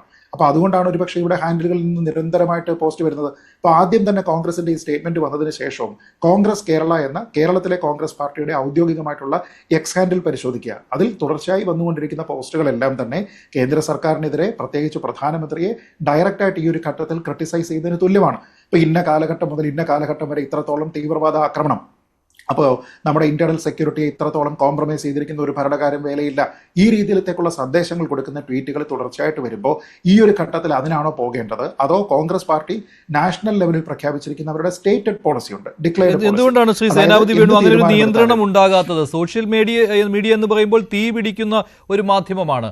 അവിടെ ഇത്തരമൊരു നിയന്ത്രണം വരാത്തത് എന്തുകൊണ്ടാണ്? കോൺഗ്രസിന് എന്തുകൊണ്ട് നിയന്ത്രിക്കുവാൻ കഴിയുന്നില്ല? ഇത് മുഴുവൻ ഉപയോഗപ്പെടുത്തുന്നത് പാകിസ്ഥാനാണ്. അന്താരാഷ്ട്ര വേദികളിൽ പോലും ഉപയോഗപ്പെടുത്തും. കോൺഗ്രസ് കേരളയുടെ എക്സ് ഹാൻഡിൽ ഇതിനകം തന്നെ പാകിസ്ഥാൻ ഉപയോഗപ്പെടുത്തി കഴിഞ്ഞു. പാകിസ്ഥാനിലെ നേതാക്കൾ തന്നെയാണ് അവ റീട്വീറ്റ് ചെയ്യുന്നത്. അല്ല, അതിനകത്ത് ഒരു കാര്യം നമ്മൾ ഇപ്പോൾ ശ്രീജിത്ത് പറഞ്ഞതിൻ്റെ ഒരു കാര്യത്തിൽ ഞങ്ങൾക്കുള്ളൊരു വിയോജിപ്പ്. അതായത് തീവ്രവാദികൾ പോയി തിരിച്ച് പാകിസ്ഥാനിലെത്തി എന്നൊന്നും പറഞ്ഞിട്ടില്ല. അവരിതുവരെയും പിടിക്കപ്പെട്ടിട്ടില്ല. 22-ാം തീയതി നടന്ന ആക്രമണത്തിന് ശേഷം അവർ സുരക്ഷിതരായിട്ട് കടന്നു. അവരിപ്പോൾ എങ്ങോട്ട് കടന്നു എന്ന് ചോദിച്ചു കഴിഞ്ഞാൽ സ്വാഭാവികമായിട്ടും എവിടെയെങ്കിലും ഒളിച്ചിരിക്കുന്നുണ്ടാകാം, അതല്ലെങ്കിൽ അവർ രക്ഷപ്പെട്ടു. ആ രക്ഷപ്പെടൽ അവർ നടത്തിയിരിക്കുന്നു. അതാണ് ആ ട്വീറ്റിനകത്ത് സൂചിപ്പിച്ചിരിക്കുന്നത്. അതല്ലാതെ ഇത് ഇപ്പം ഈ വിമർശനങ്ങൾ കേട്ട് കഴിഞ്ഞാൽ ഇപ്പം ഇതൊക്കെ ഞങ്ങളാണ്, ഞങ്ങളുടെ വിമർശനം മൂലമാണ് ഇതൊക്കെ സംഭവിച്ചത് എന്നുള്ള രീതിയിലാണോ വന്നിരിക്കുന്നത്? അതല്ലല്ലോ. അവിടെ ഉണ്ടായിരിക്കുന്ന സുരക്ഷാ വീഴ്ച, ആ സുരക്ഷാ വീഴ്ച തന്നെയാണ് അത് എന്താ പറഞ്ഞത്, കൃത്യമായിട്ടും അതിൻ്റെ ഉത്തരവാദിത്വം ഏറ്റെടുക്കേണ്ട ആളുകൾ ഏൽക്കേണ്ടതാണ്. ഇവിടെ പറയുന്നത് അമർനാഥ് തീർത്ഥയാത്ര ജൂൺ മാസത്തിലാണ് അങ്ങോട്ടുള്ള വഴി തുറക്കുകയും അതിനുള്ള അനുമതി കൊടുക്കുകയും ചെയ്ത്. അത് സൈന്യവും അറിഞ്ഞില്ല, കേന്ദ്രവും അറിഞ്ഞില്ല. അപ്പം ഈ നാട്ടിലുള്ള ടൂറിസ്റ്റുകൾ മുഴുവൻ അറിഞ്ഞല്ലോ അവിടെ ടൂറിസ്റ്റുകൾക്ക് പ്രവേശനമുണ്ട് എന്നുള്ളത്. അങ്ങനെയാണല്ലോ ടൂറിസ്റ്റുകൾ അവിടെ എത്തുന്നത്. എന്നിട്ട് സൈന്യം അറിഞ്ഞില്ല, ഇന്റലിജൻസ് അറിഞ്ഞില്ല, അങ്ങോട്ട് ആളുകളെ പ്രവേശിപ്പിക്കുന്നു എന്നൊക്കെ പറയുന്നത് അത് എത്രയോ ഗുരുതരമായ സുരക്ഷാ വീഴ്ചയാണ് മഞ്ജുഷ. ആ സുരക്ഷാ വീഴ്ച ഞങ്ങൾ ചൂണ്ടിക്കാണിച്ചു കഴിയുമ്പോൾ നിങ്ങൾ രാജ്യത്തിനെതിരായിട്ട് നിൽക്കുന്നു, രാജ്യത്തിന് വിരുദ്ധമായിട്ട് നിൽക്കുന്നു. ഞാൻ വളരെ വളരെ എന്താ പറഞ്ഞ ബഹുമാനപൂർവ്വം, പ്രതിപക്ഷ ബഹുമാനപൂർവ്വം തന്നെ ഞാൻ ശ്രീ ഉല്ലാസ് ബാബുവിനോടും അതോടൊപ്പം തന്നെ ശ്രീജിത്ത് പണിക്കരോടും പറയുന്നു, ഞങ്ങളുടെ പാർട്ടി കോൺഗ്രസ് ആണ്. ദയവ് ചെയ്ത് ഞങ്ങളെ ദേശസ്നേഹവും രാജ്യസ്നേഹവും പഠിപ്പിക്കല്ലേ. കാരണം ഞങ്ങൾക്ക് കഴിഞ്ഞിട്ടുള്ള രാജ്യസ്നേഹവും ദേശസ്നേഹവും, ഞങ്ങൾ ഉയർത്തിയ രാജ്യസ്നേഹവും ദേശസ്നേഹവും ഒക്കെ കഴിഞ്ഞിട്ടുള്ള ദേശസ്നേഹവും ഇന്ത്യ മഹാരാജ്യത്തുള്ളൂ. അതുകൊണ്ട് ദയവ് ചെയ്ത് ഞങ്ങളെ രാജ്യസ്നേഹത്തിന്റെ പേര് പറഞ്ഞുകൊണ്ട് അതല്ല ആരെങ്കിലും നടത്തിയിട്ടുള്ള ട്വീറ്റ്, അതിനകത്ത് തെറ്റുണ്ടെങ്കിൽ അത് തെറ്റ് എന്ന് പറയുവാനും അത് കോൺഗ്രസിന്റെ നേതൃത്വം അത് വളരെ പരസ്യമായിട്ട് തന്നെ സമ്മതിക്കുകയും അതിപ്പോൾ പറയേണ്ടതല്ല എന്ന് അവരെ ഉപദേശിക്കുകയും അല്ലെങ്കിൽ അവരെ തിരുത്തുകയും ചെയ്തിട്ടുള്ള. പക്ഷെ അവിടെ നിൽക്കുമ്പോഴും ഞങ്ങൾ ഉയർത്തിയ ചോദ്യങ്ങൾ വീണ്ടും വരുന്നു. ഈ പഹൽഗാം എന്ന് പറയുന്ന സ്ഥലത്ത് ടൂറിസ്റ്റുകളുടെ പ്രവേശനം അത് കേന്ദ്ര ഗവൺമെന്റോ അല്ലെങ്കിൽ സൈനിക നേതൃത്വത്തെ അറിയിക്കാതെ ആരോ രഹസ്യമായിട്ട് ചെയ്തതാണ് എന്ന് പറയുമ്പോൾ നമ്മുടെ സുരക്ഷാ വീഴ്ചയുടെ ആഴം അല്ലെങ്കിൽ വ്യാപ്തി, ആ വ്യാപ്തി നമ്മൾ ചൂണ്ടിക്കാണിക്കുമ്പോൾ, പക്ഷേ അത് ചൂണ്ടിക്കാണിക്കുമ്പോൾ നിങ്ങൾ പാകിസ്ഥാനെ സഹായിക്കുന്നു, അല്ലെങ്കിൽ നിങ്ങൾ തീവ്രവാദികളെ സഹായിക്കുന്നു, നിങ്ങൾ ഭീകരരെ സഹായിക്കുന്നു എന്നൊക്കെ പറഞ്ഞു കഴിഞ്ഞാൽ അത് ബാലിശമായ ആരോപണമാണ്. ഒരു കാര്യം കൂടി ഞാൻ പറഞ്ഞുകൊണ്ട് അവസാനിപ്പിക്കുകയാണ്. ആർട്ടിക്കിൾ 370 മാറ്റിയാൽ എല്ലാ പ്രശ്നങ്ങൾക്കും പരിഹാരമായിരുന്നുവെങ്കിൽ, എന്നോട് ചോദിച്ചു ആർട്ടിക്കിൾ 370യെ സംബന്ധിച്ച് റീസ്റ്റോർ ചെയ്യാൻ, അത് അതിൻ്റെ ഉചിതമായ സമയവും കാര്യങ്ങളും പാർലമെന്റിൽ ഞങ്ങൾക്ക് അതിനുള്ള ഭൂരിപക്ഷം, അതുപോലെ തന്നെ നിയമസഭകളിലേക്കുള്ള ഭൂരിപക്ഷം, ജമ്മു ആൻഡ് കശ്മീരിലെ അസംബ്ലിയിൽ നിന്ന് 3/2 അംഗങ്ങളുടെ ആവശ്യം, അങ്ങനെ ഒരുപാട് കാര്യങ്ങൾ ഭരണഘടനയിൽ പറയുന്നുണ്ടല്ലോ. ഒരു സുപ്രഭാതത്തിലൊന്നും നമുക്ക് ഈ കാര്യങ്ങൾ ചെയ്യാൻ പറ്റില്ല. പക്ഷേ ആർട്ടിക്കിൾ 370 അബ്രോഗേറ്റ് ചെയ്താൽ കശ്മീരിലെ എല്ലാ പ്രശ്നങ്ങളും പരിഹരിക്കപ്പെടുമായിരുന്നു എങ്കിൽ ഇപ്പോൾ ഈ തീവ്രവാദ ആക്രമണം ഉണ്ടാവുകയല്ലോ. അപ്പൊ തീവ്രവാദിയെ സംബന്ധിച്ചിടത്തോളം ആർട്ടിക്കിൾ 370യോ അതല്ലെങ്കിൽ സ്റ്റേറ്റ്ഹുഡോ അല്ലെങ്കിൽ അത് എന്താ പറഞ്ഞ സെൻട്രൽ ഗവൺമെന്റിന്റെ കീഴിലുള്ളതോ എന്നുള്ളതുമല്ല. അവനെ സംബന്ധിച്ച് അവിടെ കലാപം ഉണ്ടാക്കുക, ആ കലാപത്തിലൂടെ നിരപരാധികളെ കൊല്ലുക എന്നുള്ളതാണ് ഈ ഇഷ്യൂ. ഇത് പലരും ഹിന്ദു മുസ്ലിം എന്താ പറഞ്ഞ കലാപത്തിലേക്ക് കൊണ്ടുപോകാനായിട്ടുള്ള വലിയ ശ്രമങ്ങളൊക്കെ നമ്മുടെ രാജ്യത്ത് നടക്കുന്നു. അപ്പൊ കഴിഞ്ഞ ദിവസം തന്നെ ഉല്ലാസ് ബാബു ചോദിച്ചൊരു ചോദ്യം, രാമചന്ദ്രൻ ഹിന്ദു ആയതുകൊണ്ടാണോ കൊല്ലപ്പെട്ടത് എന്നുള്ളത് രണ്ടാമത്തെ വിഷയം. രാമചന്ദ്രൻ കൊല്ലപ്പെട്ടത് രാമചന്ദ്രന് സുരക്ഷിതത്വം കൊടുക്കാമെന്ന് ഈ രാജ്യത്തെ ഗവൺമെന്റ് ഉറപ്പ് കൊടുത്തൊരു സ്ഥലം സന്ദർശിക്കാൻ അദ്ദേഹം പോയി എന്നതുകൊണ്ടാണ്. അദ്ദേഹത്തിന് ആ സ്ഥലം സന്ദർശിക്കാൻ പോകാനുള്ള കാരണം എന്താണ്? അവിടെ സുരക്ഷിതമാണ് എന്ന് പറഞ്ഞുകൊണ്ടാണ്. അവിടെ സുരക്ഷിതമല്ലാതായി പോയി. അപ്പൊ ഭീകരനെ സംബന്ധിച്ചിടത്തോളം ഹിന്ദുവിന്റെ പേര് ചോദിച്ചോ അതല്ലെങ്കിൽ ക്രിസ്ത്യാനിയുടെ പേര് ചോദിച്ചോ അവൻ ആക്രമണം നടത്തുക എന്ന് പറഞ്ഞാൽ അവൻ ആഗ്രഹിക്കുന്നതാണെന്നേ. ഈ രാജ്യത്ത് കലാപം ഉണ്ടാകണം, അല്ലാതെ ഹിന്ദുവും മുസൽമാനും സമാധാനത്തോടു കൂടി ഐക്യത്തോടു കൂടി കഴിയണമെന്ന് ആഗ്രഹിക്കുന്നവരാണോ അവര്? അല്ല, അവരാഗ്രഹിക്കുന്നത് ഈ നാട്ടിൽ കലാപം ഉണ്ടാകണം. ആ കലാപം ഉണ്ടാക്കുന്നതിനും ഇനി ഹിന്ദുവിനെയാണ് കൊല്ലേണ്ടതെന്നുള്ള മാത്രം ലക്ഷ്യത്തോടു കൂടിയാണ് അവൻ വന്നതെങ്കിൽ കാശ്മീരി പണ്ഡിറ്റുകൾ ഇപ്പോഴും കാശ്മീരിലുണ്ട്. ആരെങ്കിലും 4 പേരെ കൊന്നാ പോരെ? അപ്പോൾ ടൂറിസ്റ്റുകളെ കൊല്ലണം. എന്തുകൊണ്ടാണ് ടൂറിസ്റ്റുകളെ കൊല്ലണം? അതാണ് ശ്രീ മേജർ രവിയുടെ ചൂണ്ടിക്കാണിച്ചത്. 25 ലക്ഷം ടൂറിസ്റ്റുകൾ കഴിഞ്ഞ കൊല്ലം വന്നവരുടെ എണ്ണം ഏതാണ്ട് കേരളത്തിലെ ജനസംഖ്യയുടെ 3/4. അത്രയും ടൂറിസ്റ്റുകൾ വന്ന് കശ്മീർ ഫ്ലറിഷ് ചെയ്യുമ്പോൾ അല്ലെങ്കിൽ ഡെവലപ്പ് ചെയ്യുമ്പോൾ ആ ടൂറിസത്തെ തടയാനുള്ള ഒറ്റ മാർഗം വന്ന ഒരു ടൂറിസ്റ്റിനെ അല്ലെങ്കിൽ ഒരു കേന്ദ്ര 25-26 ആളുകളെ വെടിവെച്ച് വീഴ്ത്തുക. ആ വെടിവെച്ച് വീഴ്ത്താനുള്ള ആ പ്ലാനിങ് അല്ലെങ്കിൽ ആ ഗൂഢാലോചന അത് കണ്ടെത്താനും അതില്ലായ്മ ചെയ്യാനും നമുക്ക് പറ്റിയ വീഴ്ച അല്ലെങ്കിൽ പോരായ്മ. ഇന്നിപ്പോ കണ്ടല്ലോ, 46 ടൂറിസ്റ്റ് സെന്ററുകളിലേക്ക് അവിടെ ആളുകൾ വരുന്നത് എല്ലാം ബ്ലോക്ക് ചെയ്തിരിക്കുകയാണ്. കശ്മീർ സത്യം പറഞ്ഞു കഴിഞ്ഞാൽ ഈ ടൂറിസം വ്യവസായം ഇല്ലെങ്കിൽ അവിടെ മനുഷ്യന് ജീവിക്കാൻ പറ്റത്തില്ല. ഈ എന്താ പറഞ്ഞേ, ദാൽ തടാകത്തിലൂടെ ഈ ബോട്ട് വള്ളം തുഴഞ്ഞു കൊണ്ടുപോകുന്ന ആളുകൾ, ഈ പോണിയിൽ കുതിരപ്പുറത്ത് ടൂറിസ്റ്റുകളെ ആളുകളെ കൊണ്ടുപോകുന്നവർ, അവർക്ക് സാധനങ്ങൾ വിൽക്കുന്നവർ, അതാണല്ലോ അവരുടെ ജീവിത മാർഗം എന്ന് പറയുന്നത്. അവിടെ ആപ്പിൾ കൃഷിയൊക്കെ ഇപ്പൊ പരിമിതമാണ്. പക്ഷേ ഈ സമയത്ത് അത് വേണ്ടി വരുമല്ലോ ശ്രീ സേനാപതി വേണു, ഈ സമയത്ത് അത് വേണ്ടി വരും. അവിടെ ഒളിച്ചിരിക്കുന്ന ഭീകരരെ കണ്ടെത്തണം. അതുപോലെ തന്നെ ഇപ്പോൾ ഭീകരർക്കെതിരെയുള്ള നടപടി, അവരുടെ വീടുകൾ തകർക്കുന്ന കാര്യങ്ങൾ നടക്കുന്നുണ്ട്. അപ്പോൾ ഈ സമയത്ത് ടൂറിസ്റ്റുകളെ അനുവദിക്കുന്നത് ബുദ്ധിമുട്ടുള്ള കാര്യമാണ്. അതുകൊണ്ടാണല്ലോ 48 തോന്നുന്നു ടൂറിസം കേന്ദ്രങ്ങൾ അടച്ചിട്ടുണ്ട്. കാരണം യുദ്ധസമാനമായ അന്തരീക്ഷം നിലനിൽക്കുകയാണ്. ഒരു വാക്കുകൂടി പറഞ്ഞുണ്ട്. യൂസഫ് തരിഗാമി CPM-ന്റെ നേതാവാണ്, പോളിറ്റ് ബ്യൂറോയിലോ കേന്ദ്ര കമ്മിറ്റിയിലോ ഒക്കെ ഉള്ള നേതാവാണ്. അദ്ദേഹം എന്ന് പറഞ്ഞത് ഈ വീട് തകർക്കുന്ന, ചിലപ്പോൾ അദ്ദേഹം അത് പോസിറ്റീവായിട്ടായിരിക്കും പറഞ്ഞത്, പക്ഷേ ഈ ക്രിമിനലുകളുടെ ഒക്കെ വീട് തകർത്തില്ല എങ്കിൽ പിന്നെ ഇത് എവിടെയെങ്കിലും അവസാനിക്കണ്ടേ? അപ്പോ തകർക്കുമ്പോൾ അവരുടെ ബന്ധുക്കൾക്കും പരിസരത്തുള്ളവരുടെ വീടുകൾക്കും ഒക്കെ ക്ഷതം ഏൽക്കുന്നു എന്നുള്ളത് അദ്ദേഹം ചൂണ്ടിക്കാണിച്ച. പക്ഷേ കർശനമായ നടപടികളിലേക്ക് കേന്ദ്ര ഗവൺമെന്റ്, ഇനി ഏതായാലും കേന്ദ്ര ഗവൺമെന്റ് ആ കാര്യത്തിൽ പിന്നോട്ട് പോകാൻ കഴിയും എന്നെനിക്ക് തോന്നുന്നില്ല. അതിശക്തമായ നടപടികൾ, ആ നടപടികളെ കശ്മീരിൽ നിന്നുള്ള, അതാണല്ലോ അവിടുത്തെ മുഖ്യമന്ത്രി തന്നെ പറഞ്ഞ ഒരു കാര്യമുണ്ടല്ലോ, അതല്ലേ നമ്മൾ പറഞ്ഞത്. ഞാൻ വേദനിച്ച് തലകുനിക്കുന്നു, 26 ടൂറിസ്റ്റുകളെ ഇവിടെ വെടിവെച്ചതിന്റെ പേരിൽ ഞാൻ ഡൽഹിയിൽ ചെന്ന് ആർട്ടിക്കിൾ 370 പിൻവലിക്കണമെന്ന് ഞാൻ ഗവൺമെന്റിനോട് ആവശ്യപ്പെടില്ല. അവിടെ സുരക്ഷ കൊടുക്കാനുള്ള ഞാൻ പറഞ്ഞത്, ഒരു മുഖ്യമന്ത്രി അവിടെ എത്രയോ പോസിറ്റീവായിട്ടാണ് പറയുന്നത്. അപ്പോൾ എല്ലാവരുടെയും പിന്തുണ ഇപ്പോൾ ഈ ഘട്ടത്തിൽ കേന്ദ്ര ഗവൺമെന്റ്. ഫറൂഖ് അബ്ദുള്ള തികച്ചും പോസിറ്റീവായിട്ടാണ് പറയുന്നത്. അത് മാത്രമല്ല, അവിടെ മറ്റൊരു കാര്യം, നാഷണൽ കോൺഫറൻസ് കാണിക്കുന്ന ആ ഒരു രാജ്യം ഒറ്റക്കെട്ടായി നിൽക്കണം എന്നുള്ള ആവശ്യമുണ്ടല്ലോ, അത് പക്ഷേ കോൺഗ്രസ് കാണിക്കുന്നില്ല എന്നാണ്. ഫറൂഖ് അബ്ദുള്ള കോൺഗ്രസിനെ തിരുത്തുകയാണ് ഉണ്ടായത്, അറിയാമല്ലോ. ഞാൻ പറഞ്ഞല്ലോ, ആ ഏതെങ്കിലും ഇപ്പം ലക്ഷത്തിലൊന്നല്ല, ഇനി 10 ആയിക്കോട്ടെ, ആരെങ്കിലും ഏതെങ്കിലും രീതിയിൽ പറഞ്ഞത് അത് പ്രത്യക്ഷമായോ പരോക്ഷമായോ അത് ശരിയാണ്. താങ്കൾ നേരത്തെയും പറഞ്ഞ കാര്യമാണ്. കോൺഗ്രസ് കേരളയുടെ ട്വീറ്റ് ഞാനിപ്പോൾ ശ്രീജിത് പണിക്കർ പറഞ്ഞതുകൊണ്ട് അത് എടുത്ത് നോക്കുകയായിരുന്നു. ഇപ്പോഴും കേന്ദ്ര സർക്കാരിനെ വിമർശിക്കുന്ന കാര്യങ്ങൾ തന്നെയാണ് വന്നുകൊണ്ടിരിക്കുന്നത്. ശ്രീ ഉല്ലാസ് ബാബു, അത് പക്ഷേ സേനാപതി പറയുന്നത് അത് വിമർശനങ്ങൾ ഉള്ളപ്പോൾ അത് ചൂണ്ടിക്കാണിക്കേണ്ടി വരും എന്ന് തന്നെയാണ്. അത് ഒറ്റക്കെട്ടായി നിൽക്കാത്തത് കൊണ്ടല്ല, പാകിസ്ഥാൻ അനുകൂലമായത് കൊണ്ടല്ല എന്നും വിശദീകരിക്കുന്നുണ്ട്.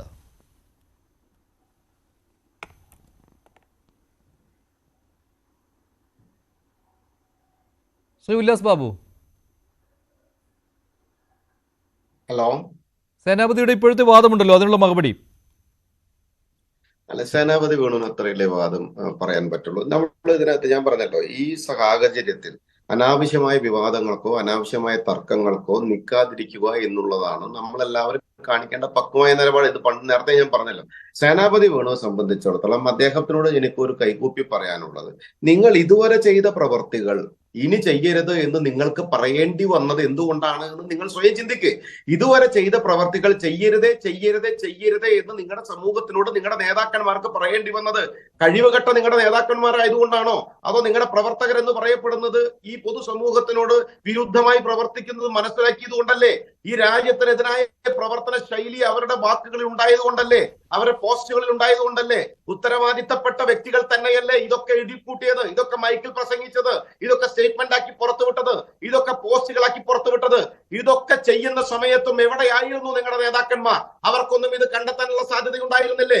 ഒരു പൊതുസമൂഹത്തിനെതിരായിട്ട് മാത്രമല്ല, ഒരു രാജ്യ താല്പര്യങ്ങൾക്കെതിരായിട്ടുള്ള പ്രവർത്തനങ്ങൾ, രാജ്യം പ്രതിസന്ധിയിൽ നിൽക്കുന്ന സമയത്ത് അതിനകത്ത് അനാവശ്യമായ വാക്കുകൾ ഉണ്ടാക്കി അനാവശ്യമായ വിഷയങ്ങൾ ഉണ്ടാക്കാൻ നിങ്ങൾ എന്തടിസ്ഥാനത്തിൽ നിങ്ങളുടെ രാഷ്ട്രീയ നേതാക്കന്മാർ, നിങ്ങളുടെ നേതൃത്വത്തിൽ ഇരിക്കുന്ന മന്ത്രിമാർ, നിങ്ങളുടെ MLA മാർ, നിങ്ങളുടെ MP മാർ, ഇവരൊക്കെ എന്ത് ചെയ്യുകയായിരുന്നു? ഈ വേറെ ഭാഷയാണ് ഇവരുടെ മഞ്ജുട്ട. ഞാനത് മിണ്ടാതിരിക്കണം. എന്താ വെച്ചാല് ദേഷ്യപ്പെടണ്ട, ദേഷ്യത്തിൽ സംസാരിക്കേണ്ട ഒരു വിഷയമല്ലല്ലോ എന്ന് വിചാരിച്ചിട്ടാണ് ഞാൻ ആ കാര്യം മൈൻഡ് ചെയ്യാതിരുന്നത്. പക്ഷെ സേനാപതി വേണുഗോപാലിനെ പോലെയുള്ള ആളുകൾ ഒരു കാര്യം മനസ്സിലാക്കേണ്ടത്, നിങ്ങൾക്ക് KC വേണുഗോപാലിനെ മുൻപേ വിളിച്ച് പറയാമായിരുന്നില്ലേ, ഇതേപോലെയുള്ള തെമ്മാടികളുടെ തെമ്മാടിത്തരങ്ങൾ വർദ്ധിക്കുന്നുണ്ട്, അങ്ങൊന്ന് ഇടപെടണമെന്ന് മലയാളി നിങ്ങൾക്കൊന്ന് പറയാമായിരുന്നില്ലേ? അത് പറഞ്ഞില്ലല്ലോ. ഇപ്പൊ എല്ലാവരും അതിനെതിരെ വന്നപ്പോഴും സ്വന്തം കൂട്ടിൽ നിന്ന് തന്നെ പ്രശ്നങ്ങൾ ഉണ്ടായി തുടങ്ങിയപ്പോഴും ഒരു വാറോല എഴുതി വിട്ടിരിക്കുന്നു. എന്തായിരുന്നു ഈ വാറോല കുറച്ച് മുമ്പേ ഇടാൻ കുഴപ്പമുണ്ടായിരുന്നേ? സ്വന്തം രാഷ്ട്രീയ പാർട്ടിയുടെ ആളുകൾ ചെയ്യുന്ന സമയത്ത് ആ വാറോല മുമ്പേ ഇറക്കാൻ നിങ്ങൾക്ക് സാധിക്കില്ലായിരുന്നോ? നിങ്ങളുടെ നേതാക്കന്മാരെ പിടിച്ചിരുത്താൻ നിങ്ങൾക്ക് സാധിക്കില്ലായിരുന്നോ? അവർ പറയുന്ന വാക്കുകളൊക്കെ ശരിയായിരുന്നു, നിങ്ങൾ ചിന്തിച്ചിരുന്നോ? അപ്പൊ ഇതൊക്കെ കഴിഞ്ഞിട്ട് പിന്നെ അത് അങ്ങനെയായിരുന്നു, ഇത് ഇങ്ങനെയായിരുന്നു. സാറേ, നിങ്ങൾ എതിർത്തോ? നിങ്ങളുടെ കോൺഗ്രസ് പാർട്ടിയും ആ രാഹുൽ എന്ന് പറയപ്പെടുന്നവനുണ്ടല്ലോ, ഓനും കൂടിയിട്ട് നിങ്ങൾ അങ്ങ് എതിർത്തിട്ട് നിങ്ങൾ അങ്ങോട്ട് രാജ്യത്തില് ഇത് 2 3 4 അങ്ങോട്ട് നടത്തിക്കോ വിഘടന സ്വഭാവം. ഞങ്ങൾക്ക് അതൊന്നും ഒരു പ്രശ്നമില്ല. പക്ഷെ ഇതൊന്നും അല്ലാത്തൊരു സമൂഹം ഈ രാജ്യത്തുണ്ട്. ഈ ഭാരതത്തെ ആത്മാർത്ഥമായി സ്നേഹിക്കുന്ന ഒരു വലിയൊരു വിഭാഗമുണ്ട്. ആ വിഭാഗം സർക്കാരിനോടൊപ്പം നിന്നുകൊണ്ട് തന്നെ സർക്കാർ ചെയ്യുന്ന പ്രവർത്തികളെ പരിപൂർണമായി അംഗീകരിച്ച് സർക്കാരിനോട് ചേർന്ന് നിന്നുകൊണ്ട് ഇവിടെ നമ്മൾ വിജയിക്കും. ആ വിജയിക്കുന്ന സമയത്ത് അപ്പോൾ കൊഞ്ഞനം കുത്തി വരും രാഹുലും ഈ പറയുന്ന പടച്ചു വിട്ടിട്ടുള്ള കുറെ കോമാളിക്കൂട്ടങ്ങളും കൂടിയിട്ട്. അപ്പൊ നമുക്ക് വരും ദിവസങ്ങളിൽ ചർച്ചയിൽ നമുക്ക് ആ സമയത്ത് കാണാം. ഇപ്പോ ഭാഷകളൊക്കെ തെറ്റിപ്പോവും മഞ്ജുഷേ. ഞാൻ ഇടപെടുകയാണ്. ശ്രീ പണിക്കർ, ഇപ്പോൾ കോൺഗ്രസ് കേരളയുടേതായിട്ട് കുറെ ട്വീറ്റുകൾ വരുന്നുണ്ട്. അതിൽ പഴയ ആ നിലപാട് തന്നെയാണ് പിന്തുടരുന്നത് എന്നുള്ള തോന്നൽ ഉണ്ടാകുന്നുണ്ടോ ശ്രീ പണിക്കർ? തീർച്ചയായിട്ടും. കാരണം അവരുടെ ഭാഗത്ത് നിന്ന് യാതൊരു വിധത്തിലുള്ള തിരുത്തലുകളും ഉണ്ടാകുന്നില്ല. നേരത്തെ എത്ര വർദ്ധിത വീര്യത്തോടു കൂടിയിട്ടാണോ കേന്ദ്ര സർക്കാരിനെതിരെ പ്രത്യേകിച്ച് പ്രധാനമന്ത്രിയെ സിംഗിൾ ഔട്ട് ചെയ്തിട്ട് ആക്രമിക്കാനായിട്ട് കോൺഗ്രസ് കേരള ഹാൻഡിൽ തുനിഞ്ഞത്, അത് അതേപോലെ തന്നെ അനുസ്യൂതം തുടരുകയാണ്. ഇപ്പോൾ നേരത്തെ ശ്രീ സേനാപതി വേണു പറഞ്ഞത് അവരങ്ങനെ തിരിച്ചുപോയി എന്നൊന്നും പറയുന്നില്ല എന്നാണ്. പക്ഷേ ആ സ്റ്റേറ്റ്മെന്റ് നോക്കൂ. How did 4 terrorists carrying big guns come in 200 kilometers inside, shot nearly 50 people and go back unscathed? Go back എന്നാണ്. അതായത് 200 കിലോമീറ്റർ ഉള്ളിലേക്ക് വന്നതിന് ശേഷം 50 ആൾക്കാരെ വെടിവെച്ചു, വലിയ തോക്കുകളുമായി വന്നു, എന്നിട്ട് തിരിച്ചുപോയി എന്നാണ്. ഫ്ലീ ചെയ്തു എന്നല്ല, എങ്ങോട്ടേലും ഓടി രക്ഷപ്പെട്ടു, ഹൈഡിങ്ങിൽ പോയി എന്നൊന്നുമല്ല, തിരിച്ചുപോയി എന്ന രീതിയിലത്തേക്കാണ് പറയുന്നത്. ഇത്രയും വലിയ ക്രിറ്റിസിസം ഉണ്ടായിട്ടും അത് അവിടെയൊക്കെ തന്നെ കിടക്കുകയാണ്. വേറൊരു വലിയ പ്രശ്നമുള്ള ഒരുപക്ഷെ ചർച്ച ചെയ്യപ്പെടേണ്ടുന്ന ഒരു ട്വീറ്റ് അവിടെ കിടപ്പുണ്ട്. മസൂദ് അസറിനെ കുറിച്ചാണ്. നമുക്കറിയാം, മൗലാന മസൂദ് അസറിനെ 1999 നമ്മുടെ ഇന്ത്യൻ എയർലൈൻസിന്റെ ഒരു വിമാനം കാണ്ഡഹാറിലേക്ക് കൊണ്ടുപോകുന്ന സമയത്ത് Indian government, BJP government release ചെയ്തതാണ്. അതുമായി ബന്ധപ്പെട്ട് മസൂദ് അസറിന്റെ ഫോട്ടോ കൊടുത്തതിന് ശേഷം കോൺഗ്രസ് കേരള പോസ്റ്റ് ചെയ്തിരിക്കുന്ന ട്വീറ്റ് എന്താണ്?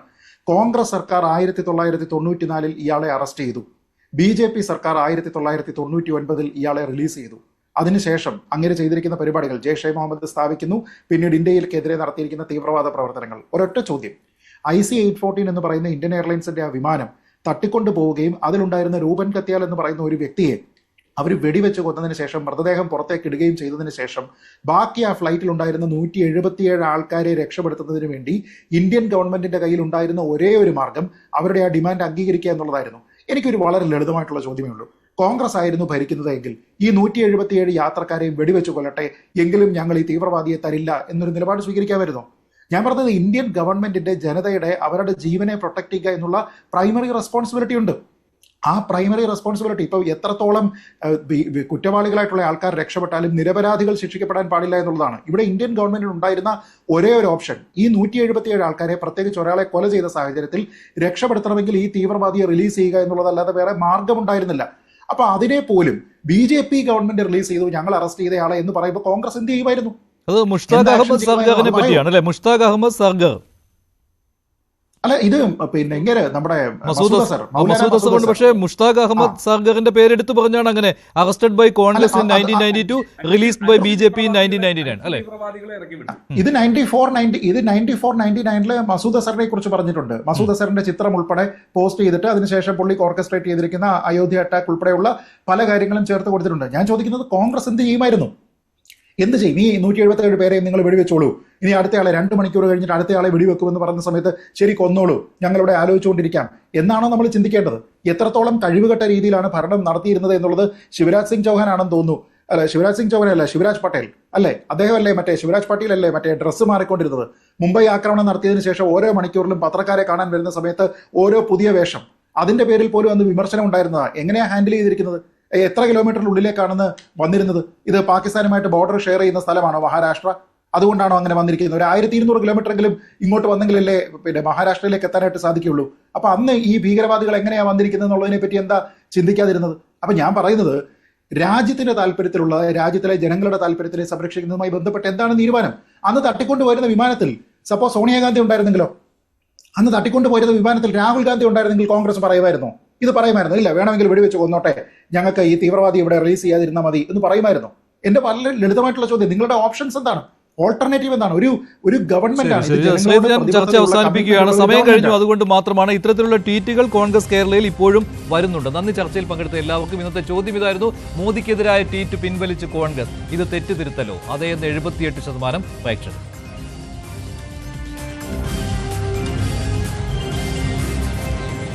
ഡിബേറ്റ് അവസാനിക്കുന്നു. നന്ദി, നമസ്കാരം.